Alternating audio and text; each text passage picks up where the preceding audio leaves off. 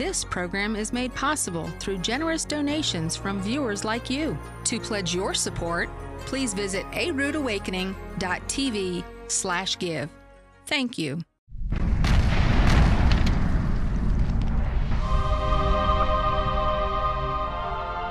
fact, Michael challenged me yesterday. I wasn't going to deal with this at all. I got up at 5 o'clock this morning and put this thing together very quickly for you because I wasn't intending to talk to you about this. But at the end of the day, it's part of this journey. This afternoon, we're going to talk about the actual evidence for the Exodus and the conquest and the sojourn. But I think you need to know why we have this problem. Why is it that scholars think the Bible stories of Exodus aren't true? Why are pious fiction, as they call them? And the reason is because of this mistake that was made with Pharaoh Shishak. So I'm going to have to deal with that for you now. So you need probably to be wide awake for this, and you're going to learn something about the complexities of Egyptian chronology. Okay? So just hang in there, because later on this afternoon you're going to get all the goodies. Now we're going to do a bit of work, okay? And you're going to have to do some hieroglyphs as well. You all right with that? Okay, so I'm going to explain why Shishak is not the Pharaoh Shoshenq that all the historians and the Egyptologists say he is. So we're going to start now with the discovery of Shoshenq I and Shishak. It all began with a guy called Champollion, a French scholar who was the person in 1822 who deciphered the Egyptian hieroglyphs. Very famous, he's called the father of Egyptology, because for the very first time in that 1822, we were able to read the Egyptian hieroglyphs for the first time, starting to read the king's names, read the events, the stories that you find on the temple walls. And so it was a crucial moment in Egyptology. It was actually the birth of Egyptology in 1822. Now, you can see there the Rosetta Stone. This is the document that he used to decipher the hieroglyphs in Egyptian hieroglyphs, in Demotic, which is a cursiform hieroglyphs, and in Greek there. So he was able to translate the Egyptian hieroglyphs using the Greek, which we can all read, okay? And he came up with various names like Cleopatra and Ptolemy that he read from this document. But what he really wanted to do then was to go and test out his theory, test out his decipherment by going to Egypt, and he went to Egypt a few years later. He went between August 1828 and December 1829, and he went along with a team of scholars, and he went there specifically with the Bible in one hand and a trowel in the other, to go and investigate ancient Egypt and find evidence for the biblical story in the one part of the world where now we could read the texts. So he thought we can unlock the history of Egypt in relationship to the Bible by going there and reading the walls of the temples. And the place he went to was Karnak, one of the main temples in Egypt. It is literally a book, because you walk the walls of that place and you can read the history of Egypt there, especially during the New Kingdom, the greatest empire period in Egyptian history. And he went to one particular wall.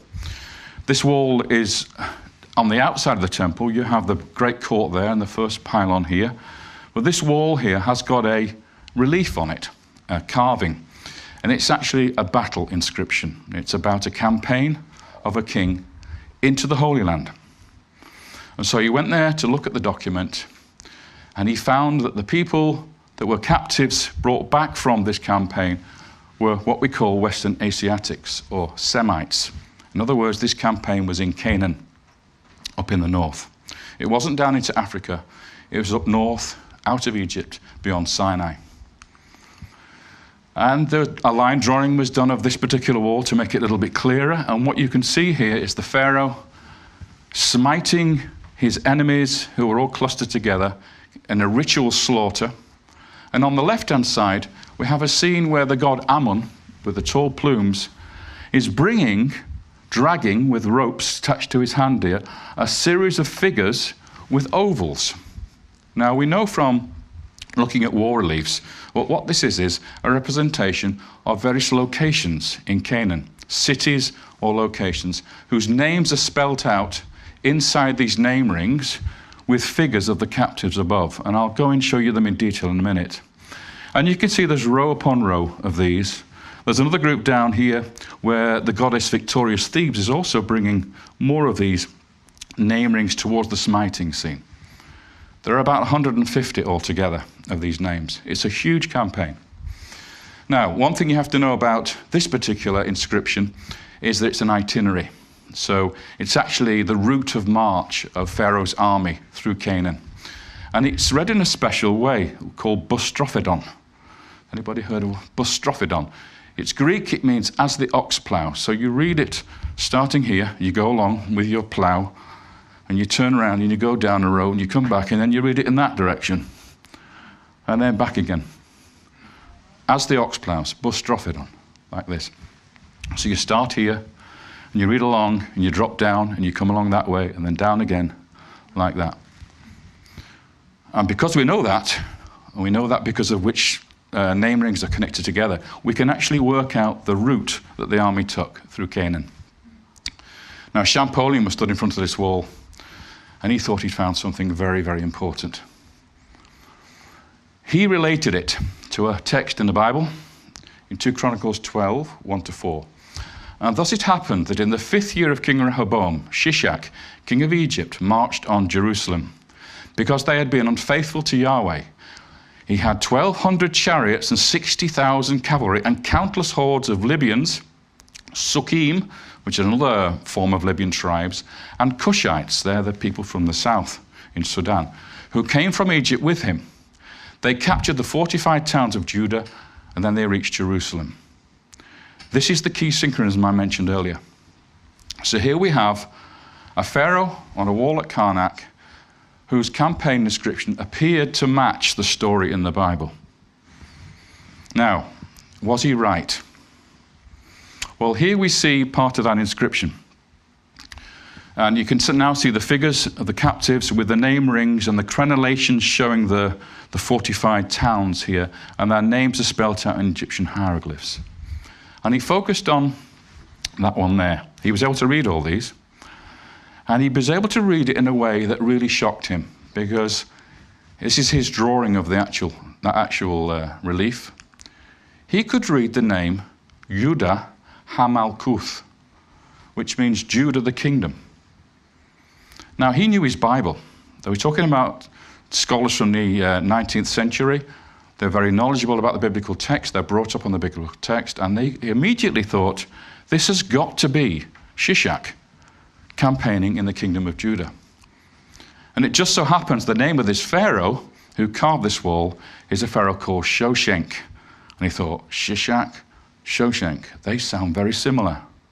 So this must be the biblical character Shishak who went and plundered the Temple of Solomon and captured the fortified cities in Judah. And from that point, we get the synchronism between the Libyan pharaoh Shoshenq, the founder of the 22nd dynasty, and Rehoboam in his year 5 when the Temple of Solomon was plundered. And that lock has been with us ever since. We still use it today. All Egyptologists use that lock today. Doesn't matter what you do with the chronology, that is a fixed point that you can't change. But within 20 years, other scholars who now had developed the reading of the hieroglyphs in a more sophisticated fashion reread that name. Instead of Judah HaMalkuth, it actually reads Yad HaMelech. And you can see that. This is where you get your first hieroglyphic lesson today. 2 reeds represent Y. The little chick bird is an A. You have a hand, which is D. Then you have HaMelech. That's the K down there. That's the R, the lion. And so it means hand of the king. It does not mean the kingdom of Judah. And what it actually represents is probably an inscription like a monument or a stela that's been erected somewhere in Israel that is a monument of a record of a campaign of an Egyptian pharaoh. And it's mentioned here. And I'm going to show you why it can't be the kingdom of Judah. The first reason is that very close, within a couple of these name rings from Yad HaMelech, we have this name ring, and that name ring reads Aruna. Aruna. And Aruna, of course, is not anywhere near Judah. If we look at a map of Israel, we see Aruna is located at the Aruna Pass, which comes through from the Jezreel Valley onto the Sharon Plain, very close to Megiddo. Megiddo is just located here. It's a long way from Jerusalem. And so Yad Hamelech, which is on that name ring there you saw, must be in this area because it's only 2 name rings away from Araunah. It's nowhere else. It's got to be very close to Araunah. So when you look at it, if you actually look at the distances involved, it's around 100 kilometers from Araunah and Yad Hamelech to the kingdom of Judah and Jerusalem. Therefore, Champollion was mistaken in identifying Judah the kingdom in this campaign. When we look more carefully at the text, 2 Chronicles 12:9, so Shishak, the king of Egypt, advanced on Jerusalem and carried off the treasures of the temple and the treasures of the royal palace. He took everything away, including the golden shields which Solomon had made. So where is Jerusalem? If this guy, Shoshenq, is Shishak, surely Jerusalem must be a captive city that you see on that list. After all, it's the biggest city in the area, the richest city in the area.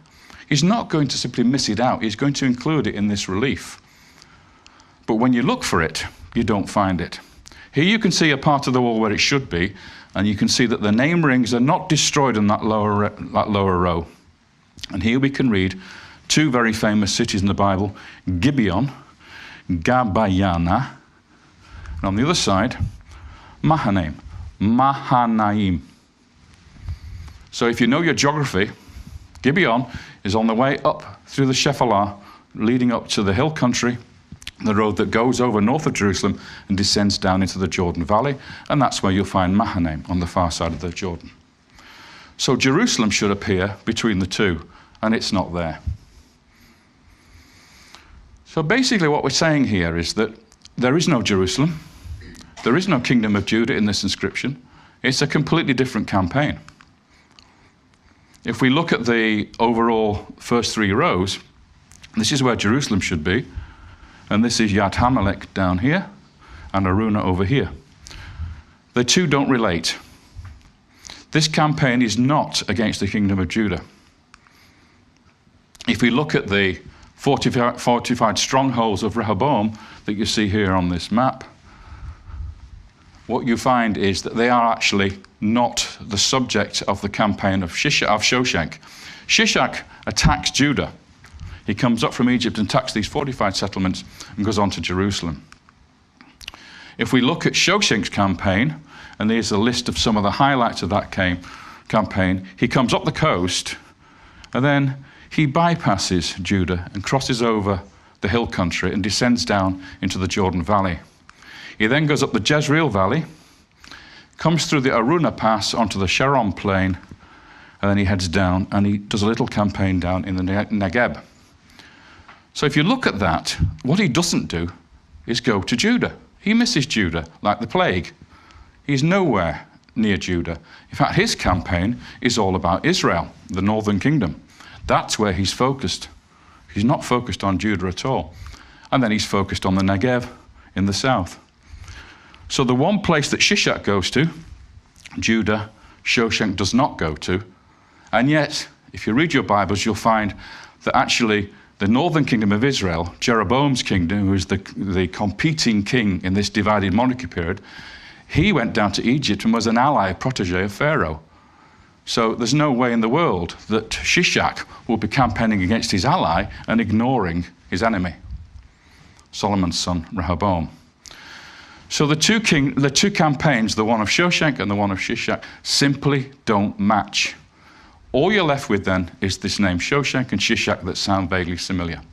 So what I did was I questioned this whole issue. I said, you cannot date the entire Egyptian history on the basis of this dodgy synchronism. Is that a word you all understand, Americans, dodgy?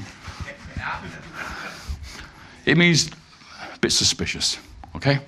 So the conclusion has to be, Shoshenq I does not appear to be Shishak of the Bible, the plunderer of Solomon's temple in Jerusalem.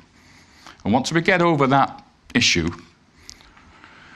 for instance, here's a quote from one of the leading professors in Egyptology.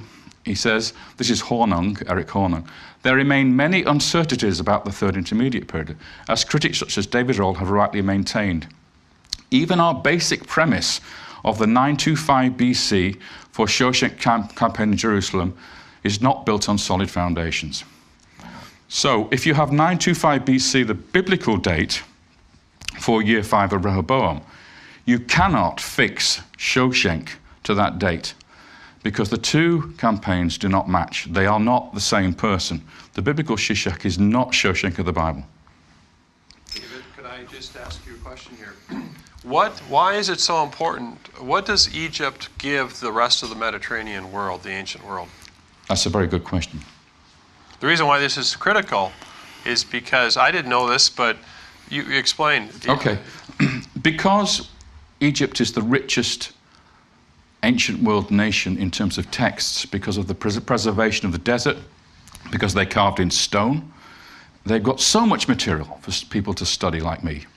And therefore they lend this authority to the rest of the ancient world.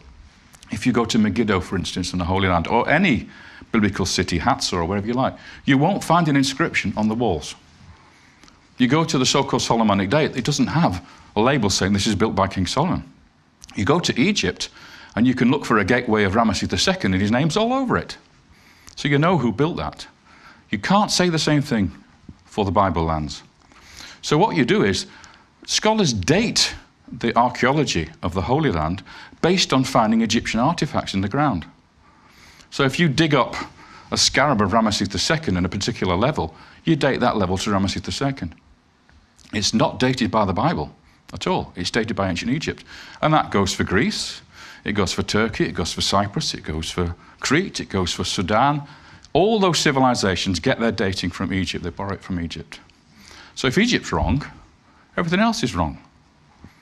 Does that answer your question? And that's where the challenge comes, because people are reluctant to suggest anything is wrong because they've already somewhat poured the cement and it's hardened. Exactly. It's carved in stone, literally.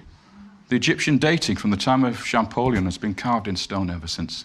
And the only way to solve the problem is to knock the monument down and build it again from the foundation upwards, which is my job, is to do that. I'm not me on my own, by the way. There's a number of other scholars working on this as well. But Hornung recognizes the issue. We are not safe with our Egyptian chronology. It is by no means fixed the way everybody says it is. Egyptologists use the Bible to date the start of the 22nd dynasty. This is Shoshenq, to 945 BC. The reason is that Shoshenq campaigned in the Holy Land, in Canaan, in his year 20. So you backdate to his year 1. So his dynasty begins in 945 BC, based on the Bible. They then date Ramesses II, our so-called Pharaoh of the Exodus, by calculating backwards from that position, from 945 BC, adding up the reign lengths, going back through the 21st dynasty and the 20th dynasty, back to the 19th dynasty, where you find Ramesses. So Ramesses gets his date from the biblical synchronism.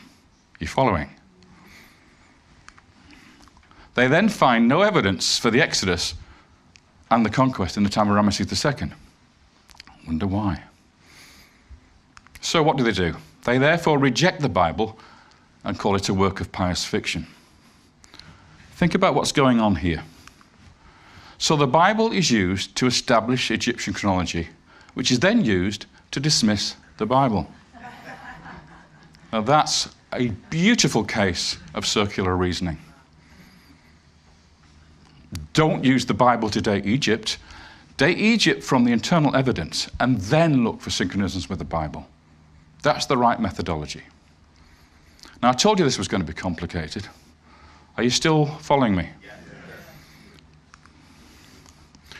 So, if we've dismissed Shoshenq as the pharaoh who plundered the Temple of Solomon, it's my job to come up with the real Shishak. Is it not? Because I don't believe you can knock something down without rebuilding it. So this is my reconstruction. And you're going to be shocked now when you read that subheading. Was Ramesses the Great, Ramesses II, the biblical Shishak? Suddenly, Yul Brynner, playing Ramesses, is no longer an adversary of Moses, Charlton Heston. He's now become the guy who took the golden shields from the temple. Is that even remotely possible? Well, it is. And it's all about a name, which I'm going to go into now for you. So now we're going to get into really complicated linguistic arguments. This is a tablet, clay tablet, that was found in Turkey at the capital of Hattusa of the Hittite Empire. You know, the Hittites are mentioned in the Bible. Now, it just so happens that in year 5 of Ramesses II, he fought the most famous battle in ancient history against the Hittites. It's called the Battle of Kadesh. Kadesh being in North Syria and the Orontes River. And about 15 years later, after a lot of fighting, the Hittite emperor and Ramesses decided to make a peace treaty. They said, no more fighting. We're going to be buddies from now on, and we're going to protect each other if we have any trouble. Well, this is the Hittite version of that treaty. It's also recorded on the walls of Karnak in hieroglyphics. Now, this is something you have to understand. Just like Hebrew, Egyptian language does not have any vowels written, okay? So just consonants. So when you read a name, you should not expect, in Egyptians, you will not see the consonants within that name. However, the language of the Akkadian language that the Hittites used to record on this treaty, and they use for all their diplomatic correspondence, is a syllabic language, not a consonantal language. So they do sound the vowels. So you get groups of letters, ta, mi, da, mu, nu. Those are all little syllables with vowels. So when they record the name of Ramesses on this tablet, saying Ramesses signed this treaty with King Hattusilis III, you actually get the name Ramesses written in cuneiform Akkadian. And you can read that with the vowels. Okay? Now you're going to get a shock, because you think he's called Ramesses, don't you? He's not. Ramesses is the Greek version of his name. It's not actually the name that it was pronounced in Egypt or anywhere else in the ancient world. So you're now going to learn what his name really sounded like. Well, the first part of his name, because he has two names, he has a birth name and a coronation name. So the coronation name comes first, and then his birth name comes second. You see it in two cartouches. We Egyptologists, we have something called Egypto-speak. It's a sort of way we communicate with each other, so we can refer to these things in our own way. And what we do is we insert the letter E wherever we don't know the actual value of a vowel. So we go Uzamatre Setepenre. That's his coronation name. But on this treaty, it doesn't sound like that at all. It sounds like Washmuria Shatapnaria. That's actually how it sounded to the clerks, the ambassadors, when they wrote down the name of Ramesses as they heard it in ancient Egyptian. Washmuria Shatapnaria. So Uza Matre is Wash Uza, Mua Mart, Ria is Ra or Re. Shatapnaria is Setepenre, so we call it Setepenre, but Shatapnaria. So when you get to the ancient language, you can start to learn a lot more about the reality of the language and the reality of the names of these people. And we'll do this with Joseph later as well. So then his birth name, Ramesses Meriamun, as we say, is Riamashisha Miamana. So Amun in ancient Egyptian is really pronounced Amana. As we know, Ra is Ria. Mash is the same as Moshe in Hebrew, born of. And Shisha, the end of that name, is very important, because in the ancient world, nobody was going to go, every time they wanted to speak about this king, Washmura Shatamria Riamashesha Miamana. It was too much of a mouthful. So they gave him a nickname. We call it a hypochoristicon. What that means is a short form of your name. I'll give you an example. Timothy and Tim. Lady Di, Princess Diana. Some people say Dave for David. We all have these short form names. They're not like a nickname like Shorty or Blondie or Fatso. They're short forms of the name, and it's very commonly used today without realizing we use these hypochoristicons. Well, the ancient world was no different. The ancient world was exactly the same. Kings were called by short form names. It just so happens that Ramesses had a short form of his name, which was used all over the Levant, in Syria, in the Holy Land, and in Egypt. The common folk, the ordinary folk, gave him a short form of his name. And it's based on that. They called him Shisha. Are you starting to smell Shishak in that? But hang on a minute, what happened to the kof, the K at the end? Why is there no K, as in Shishak? Well, here we have a little conundrum for you. Let me show you the development of two letters from the Hebrew alphabet, right from the very beginning of the development of the original alphabet that we use today. Here we see two letters. We have the Q, the Kof, and the Wav, the W. And going back through time, through Hebrew, Greek, Paleo-Hebrew, Phoenician, right the way back to something called Proto-Sinaitic. Now, later on today, I'm going to take you to a turquoise mine in Sinai, where we find the first evidence of the Hebrew alphabet in use in ancient Egypt, developed out of the hieroglyphs by one genius. And you'll find out who he is later. But in that particular case here, we have a sign which crops up over and over again, this one. You see it coming, we call it the lollipop. What do you call the lollipop? Popsicle, is that right? Over here? Tootsie Pop. Okay, that'll do. So look at that sign appears in both the letter Wav and the Kof. But in time, it evolves. So, in the 15th century, in Proto-Sinaitic, in Sinai, it's a Wav. So this lollipop is a Wav. And this is an older time period. In other words, So what do you mean? you're coming from 15th century BC. This way, Yeah, towards so, the present. Yeah, so this is the older on the right This is the oldest one. Yeah. Then when we get to the 8th century BC, the lollipop has shifted up and now has become a Kof. Okay? Now, what happens between the 15th century and the 8th century? Well, that's where Shishak is located, just after the death of Solomon, in the 10th century. So which sign are we looking at? The scribe sees this sign, and he doesn't know whether it's a Wav or a Kof. So our first clue is this Isbet Sata Ostrakon is an alphabet, an abecedary. You can see the letter Aleph here, Tav at the end. This is the first time we see the alphabet written in the 9th century. It's a schoolboy's practice piece on a piece of pottery. And here we have a Resh, and here we have a Kof, okay, in the right position within the alphabet. So we know in the 9th century, the lollipop represented the Kof. Okay? So 9th century, this is the time after Solomon. This is now the divided monarchy period. If a scribe came across that letter, he would read it as Kof. Okay?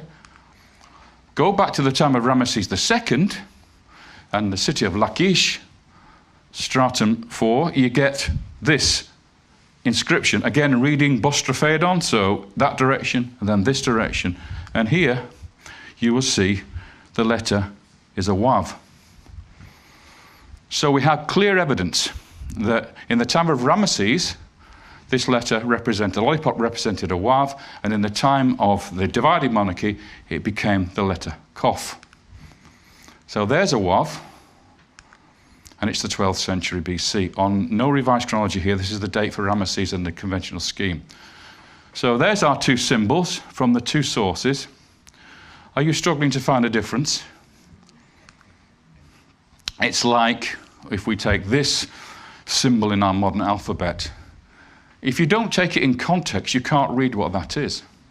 But if I put the three contexts it might be a capital I in the word identical. Or it might be a lowercase l in the word letter. Or it might be the number 1 in 1000. It all depends on context as to how you read that stroke, that vertical stroke. So we have the same problem with Wav and Kof, except it's in a name, and a name doesn't have a context. So you can't tell which it is. So here is the name Ramesses, is short form name, Sisa. This Wav here in hieroglyphs is a vowel marker. You don't know the value of the vowel, it could be anything, but we believe from the Hittite inscription that it's an A. So Sisa and Shishak, without the vowels from the Bible. There it is written in Proto-Hebrew, Sin Yod, Sin Wav. And here is Shishak, Sin, Yod, Sin, Kof. Can you tell the difference? So, let's say for argument's sake, in the time of Josiah, when they found the sacred scroll in the temple, and they read it out to the people, that the scribe, who eventually wrote down the name as Shishak and vocalized it Shishak, had an older document where the word was really Sisa or Sisu with a Wav. And that's where the K comes from. So we have a mistake in the reading because of the change of the sign from Wav to Kof, which is why Shisha becomes Shishak. So in fact, Ramesses II in his Hyperchristicon, known in Israel as Shisha, is Shishak of the Bible, plunderer of Solomon's temple. That is the big mistake in chronology. Because now we're in a situation where everything was tied to that link between Shoshak and Shishak, and Ramesses was assigned to Moses. Everything was out of kilter, because what we had wrong was we identified the wrong king who plundered the Temple of Solomon, and in fact it's Ramesses II.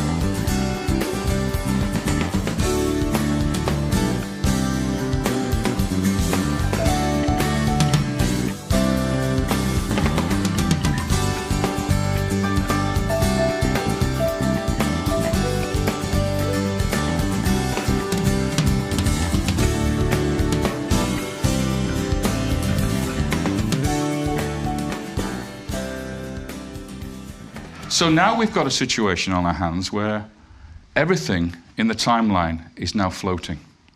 We have now a chance to see how it really fits together.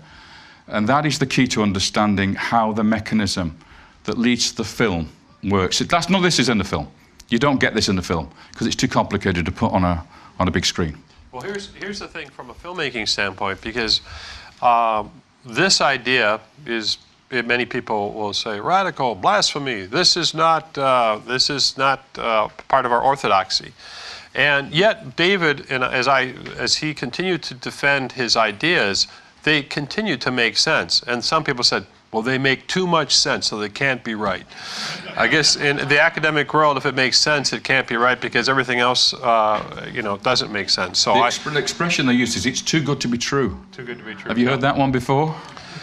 But I have to tell you that there are other examples of evidence for the biblical narrative showing up earlier, like the 104th Psalm, I believe. Is that correct? Psalm 104. Yeah, Psalm 104 shows up earlier, and it's attributed to Akhenaten. Correct. And because of that, what they are saying, even at Christian universities, is that the Bible gathered its sources from a variety of places. And David nicked it from Akhenaten, is what they say, to put it politely. And instead of it being the creation of David and then Akhenaten borrowed it from David, because in this timeline you're going to see working out here, and it's going to be in one of the later films, is Akhenaten is actually contemporary with David. So the two of them are reigning at the same time. This, what Psalm 104 comes into Egypt as the hymn to the sun, and you have the two at exactly the same time period. And what did Akhenaten do? What did he say? There was only one? He said there was only one God. And so he gets labeled by historians as the first monotheist. Okay? But with this revised chronology, everything goes back to normal. Moses becomes the first monotheist. And Akhenaten is the copier, not the originator. And David, wouldn't you say that what you were suggesting too is that the problems aren't necessarily, he didn't start with the Bible. He just basically ended up saying, well, how did this impact the biblical narrative? What he started with was that Egypt has pharaohs, the whole dating of the pharaohs and things were out of place. No, my PhD thesis was on the Third Intermediate Period. Right. It had nothing to do with the Bible at all. But he just then said, well, what are the other communities that this affects? And then all the other patterns started to show up. And so as a filmmaker says, am I going to make a film that's dodgy, as you would say? Dodgy. Yes. I said, well, let's look and see how dodgy this really is. And actually, there is a sequential pattern, and we've only showed you part of it. There's a lot more to the patterns. And what I would say is that I'm going to say you have to make up your mind. We're going to show you strong evidence, and then the evidence and the Bible, you can think about that and make your own decisions. And that releases everyone from us saying, well, this is exactly this or whatever. But it makes too much sense to me as a filmmaker I couldn't make a film if it wasn't something there. You can't write a story and you can't look at these things. We're not doing smoke and mirrors here. And like Brian Wood said, I didn't plant the evidence in the ground. You can't do that. All you can do is interpret it. And so what his interpretation does make sense. And that's the reason why I felt that you needed to know. Otherwise, right? Yeah, it's not just that though. I mean, for me at least, and I would have thought for most people, normal people, isn't this exciting to be able to re-examine all this stuff and try and piece it together? Why are these archaeologists and historians so scared of it? Why don't they want to talk about it? Tell me a little thing about, I'm not going to mention any names here of any particular colleges, but the film was shown a few nights ago at a very, very, very impressive and important college in this country, biblical college. And they said they would show it on the basis that I would not turn up to defend it. Okay, and then they gave this diatribe, having seen the film, saying why it was completely rubbish and nothing worked, and they just launched into their student body without anybody there to defend the position of the film or anything. Their attitude, one of the scholars, a very famous scholar, stuck a photograph of me up when I was a rock and roll star on the screen and said, would you trust this man to reconstruct your history for you? Because look, he's a rock and roll person, he's not a real scholar. Ignoring all my degrees and all my other things that I've got. So anyway, we're going to wind up very soon. But I just want to show you why Ramesses is the key to all this. Now, it's all about this thing called the Israel Stela.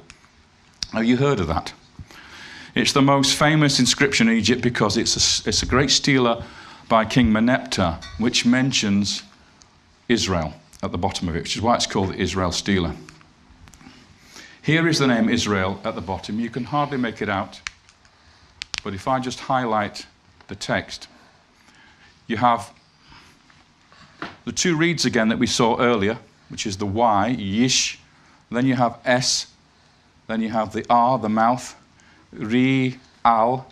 Now, in Egyptian, there is no letter for L, so they use the letter for R. So, Israel, and then you have the throw stick, which is the determinative figure for an Asiatic or a Semite. Then you have two figures, the man and the woman, seated together, with plural strokes at the bottom. Now, those plural strokes indicate that this is a people. So it's the people of Israel that's written here, or the nation of Israel. Now, remember that Meneptah is the successor of Ramesses II. Ramesses II reigned for 66 years. His son came to the throne in old age, and he recorded this inscription. He wasn't really in a position to do much fighting himself. He was rather too old to do so. And nevertheless, he mentions the defeat of a people of Israel. Now, what is the context of this? Well, the text actually says Israel, and then it continues, is laid waste. His seed, because his, referring to Jacob, Israel, is no more. That's a standard phrase within Egyptian texts for defeated people. It doesn't mean anything specific. It just means we've defeated Israel. They're conquered.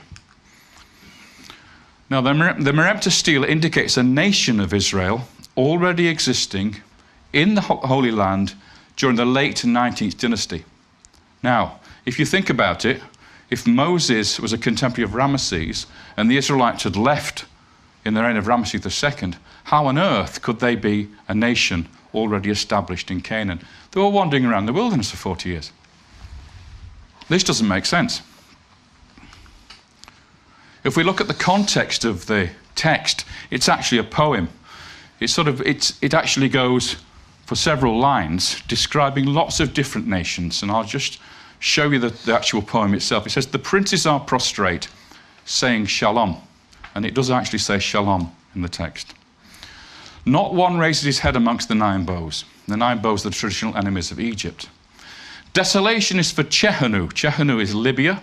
"Hatti," the Hittites, is pacified. "Plundered is Parcanaan with every evil. Carried off is Ashkelon. Seized upon is Gezer. Yanoam is made non-existent." Now, there are 4 major towns in the Holy Land. Then it goes, "Israel is laid waste. His seed is no more. Charu," which is Syria, "has become a widow because of Egypt." Then the last 2 lines are, "All lands together are pacified. Everyone who was restless has been bound." Now, people have studied this text and realized something. It's actually balanced. It's actually what we call a reflection poem. In other words, if I put the units in, you can see it starts with 2 lines, 2 sentences, and it ends with 2 general sentences. So there's actually a pattern evolving here. It's another one of these patterns. It then has, B, 2 major entities. Chehenu is the entire Libya. Hatti is the entire Turkey. Then it has Israel, wherever that is, and the entire Syria. So in this context, Israel is a major power. It's as big as the Hittites. It's as big as the Libyans. It's as big as Syria. And then in the middle, we get 4 towns. Parcanaan is Gaza. Ashkelon, you know, is one of the Philistine cities. Gezer and Yanoam. So this tells us straight away, this is not a bunch of Israelites wandering around the desert. This is an actual kingdom we're dealing with here, a major power. That is not possible if Moses is a contemporary of Ramesses II. It's out of the question. Whereas if Ramesses II is a contemporary of Solomon, which we just worked out because he's Shishak, then we have a completely different ballgame here. We have the kingdom of Solomon mentioned here in this text. So here are the inscriptions of that text actually on the walls of Karnak. The poem is actually a scribe comes along, he wanders along the walls of Karnak, he writes down all the defeated peoples, and he makes this poem for his master, Pharaoh Merneptah. So here is the Libyans being fought, Chehenu being defeated by the Pharaoh. Here are the Hittites on the same wall being taken away in captive. And then we have the city of Parcanaan, the next one on the list here, Gaza, with the Shasu Bedouin. There's the name, you can read it here, Dimien, which is the city of Parcanaan, Gaza. Now, all these places are located on the wall reliefs of Seti I, who is the grandfather of Merneptah. So the first 3 defeated enemies of Egypt, Chehenu, Hatti, and Parcanaan, are drawn from the victorious campaigns of Seti I at Karnak. So if we then go round to the other side of the hypostyle hall to look at the campaigns there, the remaining 5 defeated enemies, Ashkelon, Gezer, Yanoam, Israel, and Charu, Syria, are drawn from the victorious campaigns of Ramesses II, which are on the far side of the temple. So if we look at a map or a plan, this is the hypostyle hall between the 2nd pylon and the 3rd pylon. This is where the Shoshenq relief is, outside here. He's campaigning into northern Israel. And what we have is the battle against Libya. Chehenu is on the outside wall here. On the upper register is the battle against the Hittites, Hatti, and then we have Parcanaan on this wall here. All those are Seti I campaigns. Then we cross over to the far side, and we get the campaigns of Ashkelon, Gezer, Yanoam, and Israel there, and we get the campaign against Syria along here. So if you walk around Karnak, it matches exactly with the poem. Okay, so these are not the victories of Merneptah. They are the victories of his dynasty, his grandfather and father. He's too old to do any of this. So he's claiming for his dynasty as he sits on the throne, as I look out upon my empire, this is what my dynasty has achieved. So here we have a golden opportunity to actually look at the defeat of Israel on the walls of Karnak. Instead of having a text, we now have visuals we can look at. So I'm going to show you what we have of that. Sadly, it's very scanty. So here is the Syria wall on the outside of the temple, and we're going to go over here to this area to look at this particular wall. We call it the Ashkelon wall today. In the center, we have the Hittite treaty here, and we have 4 campaigns, one there, one above, mostly destroyed, and then tantalizing just a few blocks of a scene on this side. And unfortunately, that's where Israel's located. So we have Ashkelon, Gezer, Yanoam, and Israel. So I'm going to take you to look at those few blocks. Here we see the campaign against Ashkelon. Here's the town here. You remember the story in the Bible of the king of Moab offering his own child when the Israelites come to besiege the city? Well, here we have the king dropping his own child off the battlements in sacrifice to stop Ramesses II from defeating them.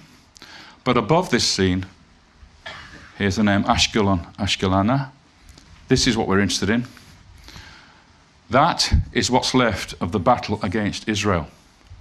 Now, you can't see very much, I admit, but when you examine it closely, there's a melee here. There's lots of bodies being killed here. We have a horse here. We have a chariot wheel. We have a larger horse, the back legs of a larger horse.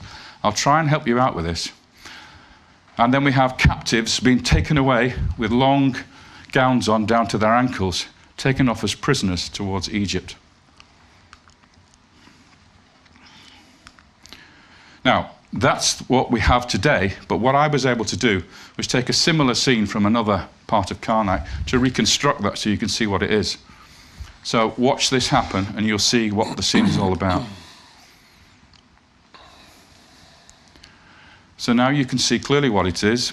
You have Ramesses II and his chariot over here on the missing section. His chariot horses here, the large ones, prancing with the reins of the king going across here. And underneath the horses of the chariot team, is a smaller chariot with a small wheel, in which we have Semites falling dead. And the horse, if you notice here, the tiny horse is running away from the battle, running away from Ramesses in defeat. So what is this representing? There you can see the horse in more detail. You'll notice here, if we go closer, the head of the horse is down, exhausted. It's not a proud Egyptian horse. This is a defeated Israelite horse driving a chariot, or pulling a chariot. Now think about this. If Moses, Yul Brynner, was a contemporary of Charlton Heston, Ramesses II, and this is Ramesses II fighting against Israel, and Israel has got chariots, there's something very wrong there. Moses didn't have chariots. Moses took the people out of Egypt without chariots. If you look through your Bible, you won't find mention of Israelite chariots until the time of late David and Solomon. Solomon, who built chariot cities.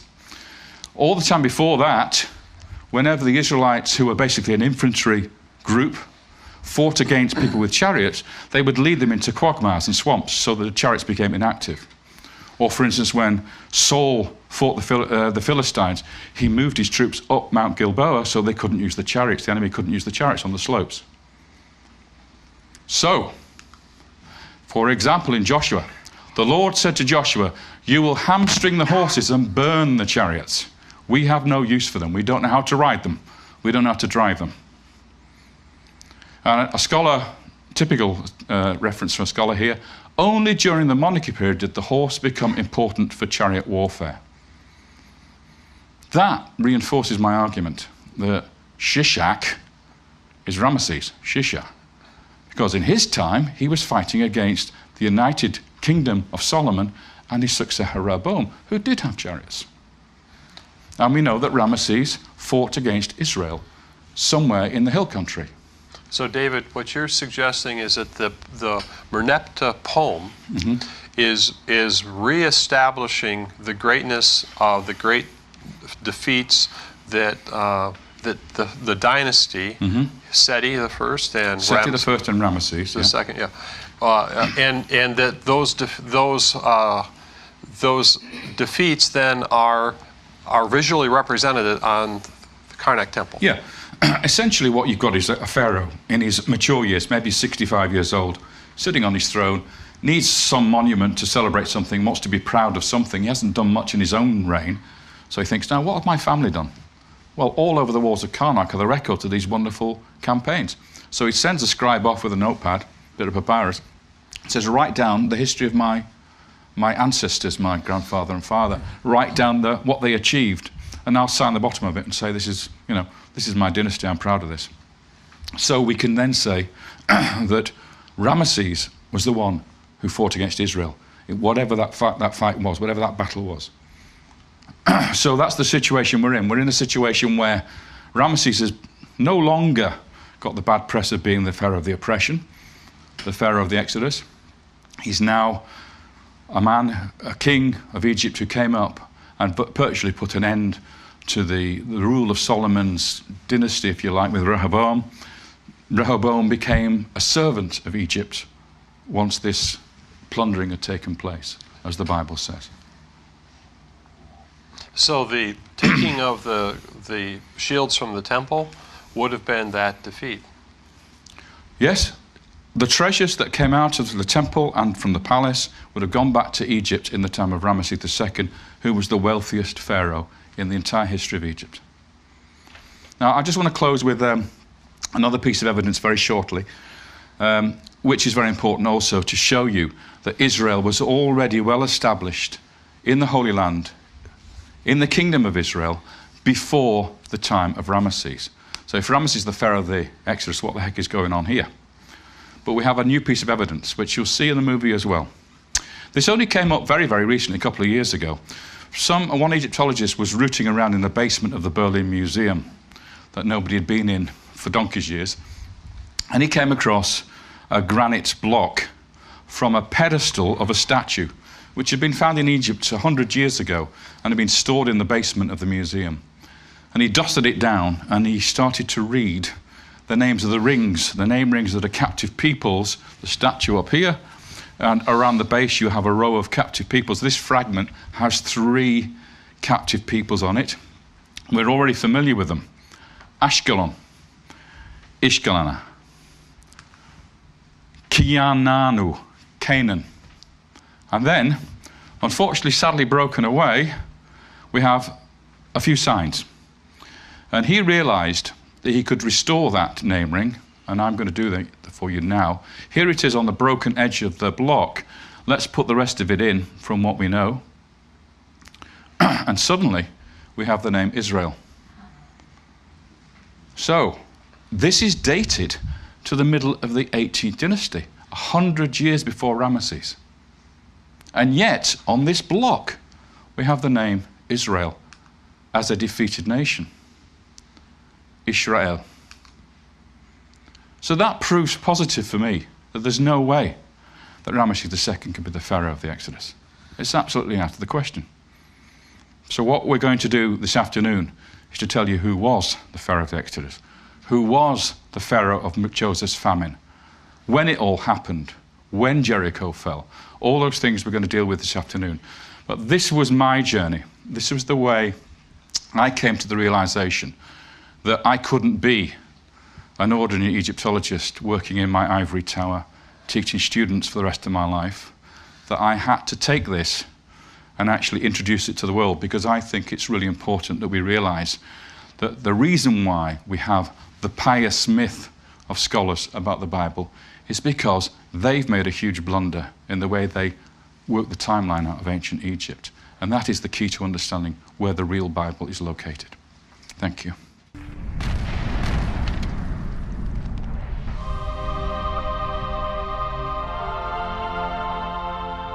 And we're ready for round 2 now. You'll be pleased to know round 2 is a lot easier to take on board. And it's very rewarding because now we're in the payoff. We are now going to deliver the payoff of the chronology, of the reworking of the biblical timeline in relationship to Egypt. So I'm going to go straight on to the visuals. We've got quite a bit to get through, and the idea is we're going to present different sections, stop for a little while, have a chat about it, then go back to the next section and work our way through so that we get questions and discussions in while we still can remember the subject material, okay? And then, of course, you're going to have a chance later on to have some Q&A. So if we can start off with the visuals. As you can see, the important thing on this screen is the question mark down there. It's not a statement, it's a question. Whether or not this Exodus is mythological, is it Harry Potter, or is it something more than Harry Potter? Do you, the basis of your faith and religion, is it a fairy tale, or is it something very real, very historical? Now, as an archaeologist and a historian, I can't deal with miracles. I can only give you the historical elements of the story. And that's what I'm going to do. And that's the framework upon which and the foundation upon which you base your faith. And as Tim said, it's all about reason. You cannot have a book that is the basis of everything you believe if you think that is not true, if that's a fairy story. That foundation there is everything. So as an agnostic, as a historian, I look at this as a historical text. I do not dismiss it as a fairy story just because it's called the Bible. I treat it like any other ancient text, whether it be Herodotus, whether it be a text of Ramesses II talking about the Battle of Kadesh. It's a history book. Primarily, it's a history book upon which the faith is based. And that's the way I approach it. So, we've got a question mark down there, and I'm going to be able to take that question mark off and dismiss the myth and leave us with history. And we'll do that now with this new chronology that we've devised, so we have a completely new canvas to work with. We can now construct the story of the Bible in relationship to Egypt, in relationship to the archaeology, because we haven't got that terrible Shishak blunder anymore. Okay? So let's go. First of all, we're going to deal with the academic approach to this from the last 35 years or so, what we call the myth. This myth has evolved from scholarship, people looking at the material from an archaeological perspective, also from a theological perspective and a historical perspective. And the conclusion that most of these academics have come to is it's a history that never happened. It's an invention of the priests of later times, creating this pious myth in order to give somebody a foundation for their nation and their belief systems. Okay? But we're going to show that wrong. So you're going to get a few negatives here, and then we'll move on to the really positive stuff. Okay? So, the basis upon the whole thing is, of course, this gentleman here. We all know him, Yul-Brynner, as Ramesses II, and his buddy, his best mate, Charlton Heston. This is what we grow up with. We've grown up with it for the last century, virtually, since the cinema world began, with the first black and white version of Cecil B. DeMille's film. But of course, he based the whole thing on what he was told by scholarship, which was that Ramesses II was the pharaoh of the Exodus and the oppression, and that Moses lived in the time of the 19th dynasty, which is when Ramesses was obviously reigning. And that was what we call the Ramesses Exodus theory. Now, a lot of conservative evangelical scholars would say, well, that can't be right, because if we look at the date, Ramesses II and Moses, in this model, places the Exodus around 1250 BC. But that's not what the Bible says. The Bible has a different date, roughly 200 years earlier.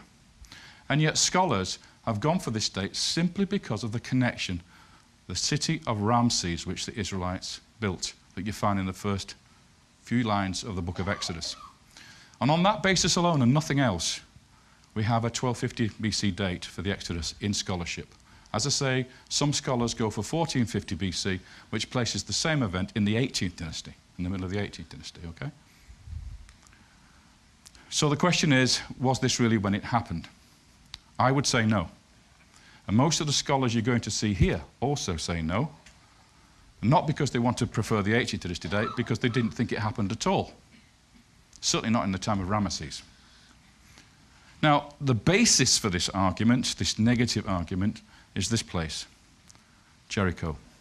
Joshua then destroyed Jericho around 1210 BC, which is 40 years after 1250 and the Exodus. That's the rough date, approximate date that people place the destruction of Jericho. Now, I'm going to start giving you a few quotes now. Somebody you probably never heard of called John McCarthy. He was one of the Beirut hostages, a British newspaperman who went to Beirut and was captured by Hezbollah and imprisoned along with American hostages and Terry Waite. And while he was in his dungeon for many years, the only book he had to read was the Bible. And he sat there in the dark trying to read this book over and over again. And he wasn't a religious man, but it's the only book he had to read. And he got deeply involved in the story. And when eventually he was released, he decided what he was going to do is find a historian, John Sturgis, and he's going to write a book about his thoughts about the biblical story. And because he was a newspaper man, he went off and interviewed lots of scholars and archaeologists working in Israel and other parts of Egypt, trying to get an idea from them what they thought happened in the Bible stories. And he made a documentary series called It Ain't Necessarily So. You know the Porgy and Bess folk opera, where you get, I think its name was Sporting Life, played by Sammy Davis Jr., and he did this song called It Ain't Necessarily So, the things that you're liable to read in the Bible, it ain't necessarily so. And he took that title for a good reason, because every single scholar he went to, every single archaeologist said, the Bible isn't true. It ain't necessarily so. So here's a quote from John McCarthy. When the site at Jericho was reworked in the 1950s by Kathleen Kenyon, it was discovered that the walls had fallen down long before Joshua and his people were supposed to have arrived, and that at that time, Jericho was almost certainly unoccupied. The conquest of the Promised Land by the children of Israel began to evaporate into thin, hazy air. Every single person he talked to said there was no Jericho at the time of Ramesses II. And that is true. That is absolutely true. So, let's move on. If we now see where the problem lies, I'm going to use this graphic to do that. Now, it looks fairly simple at the moment, but it's going to get quite complicated in a second, so we're going to have some archaeology here. These phases that you see here are archaeological phases. LB is late Bronze or late Bronze Age, and then Iron Age, Iron Age. So you have the late Bronze 2A, followed by the late Bronze 2B, and then the Iron Age begins, working towards the present. And here are your conventional datings for these eras. So, for instance, the end of the late Bronze Age comes in about 1250, between 1250 and 1200. Okay? Already you should be thinking this is the time of the Exodus, according to the conventional scheme. Let's now put in the biblical events. So in the late Bronze 2A, we have part of the sojourn, which is also earlier. Then in the late Bronze 2B, this is where we place Moses and the Exodus. And then we have the Judges period in two phases, going through towards the united monarchy of Saul, David, and Solomon. Now, if I put in the Egyptian data to match that, we end up with Akhenaten and Tutankhamun down here, then the famous Ramesses II of the 19th dynasty as a contemporary of Moses in the late Bronze Age, and then Ramesses III in the 20th dynasty and on back into the third intermediate period. This is the period that I've been specializing in. So you begin to see the relationships between the biblical story, the archaeology, and the Egyptian history. This is the conventional scheme. This is not the new scheme that we've been developing. This is the way that scholars see it conventionally. So now you can see there's one column I haven't filled in yet, and that is Jericho. Now see what happens to Jericho. Well, first of all, we find a large farm or house in the late Bronze 2A that was excavated. It's called the Middle Building by archaeologists because it falls in the middle of a gap. It's probably was occupied for about 20 years maximum by no more than a dozen people, But the rest of the site basically was completely unwalled and an abandoned ruin. And then in the Iron Age 1B, a new town is founded. This town thrives and continues on afterwards, and I'll explain a little bit about what that town is later. But then, just at the time when we have Moses and the Exodus, and therefore Joshua and the conquest, we have a huge black hole. There is nothing at Jericho between this house and that town. And that's where the conquest is placed. Now do you see why scholars and archaeologists say that it's impossible for the Bible to be true? Because Joshua there and Jericho just do not match. So Bill Deaver, who's a biblical archaeologist from the USA, he said this about Jericho. Joshua destroyed a city that wasn't even there. And this is the mantra that we have now. And it's the starting point for this whole negativity that we see from scholarship. Zeev Herzog is a professor of history and archaeology in Israel, a famous one.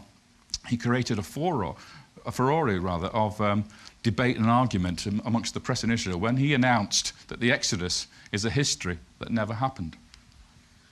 So you have Israeli archaeologists and historians, you have American archaeologists, you have British archaeologists, all saying the same thing. The Bible is a fiction because Jericho didn't exist at the time when Joshua was supposed to have been there. So, an Exodus in the 19th dynasty, that is looking extremely unlikely. There was no Exodus at the time of Ramesses II. Now, that is a truth. That is a fact. I'm not disputing that. Nobody's disputing that. That's what archaeology tells us happened. Okay? So we have to explain it. We can either say the Bible is a fairy story, or we have to be sensible about this and look for an alternative reasoning. And that's what I did. Let's look at what Finkelstein, who is the doyen of Israeli archaeology, has to say about early Israel. That's the formation of the state after the so-called conquest, which he doesn't believe in. There was no mass exodus from Egypt. There was no violent conquest of Canaan. Something clearly doesn't add up when the biblical account, the archaeological evidence, and the Egyptian records are placed side by side. Again, this is absolutely true. But what they do is they simply reject the Bible and take everything on board as being factual. They take the Egyptian records to be true, they take the archaeological evidence to be true, and their interpretation of it. So the thing that gets put in the dustbin is that book.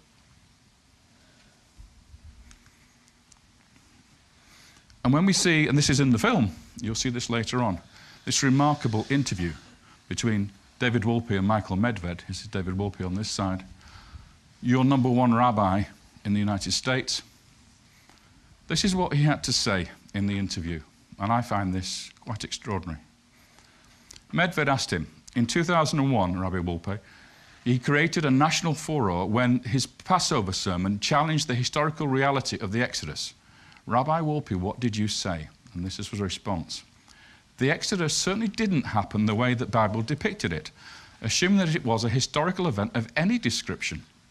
I think that if you look at it scientifically, it's virtually indefensible to make the Bible's case.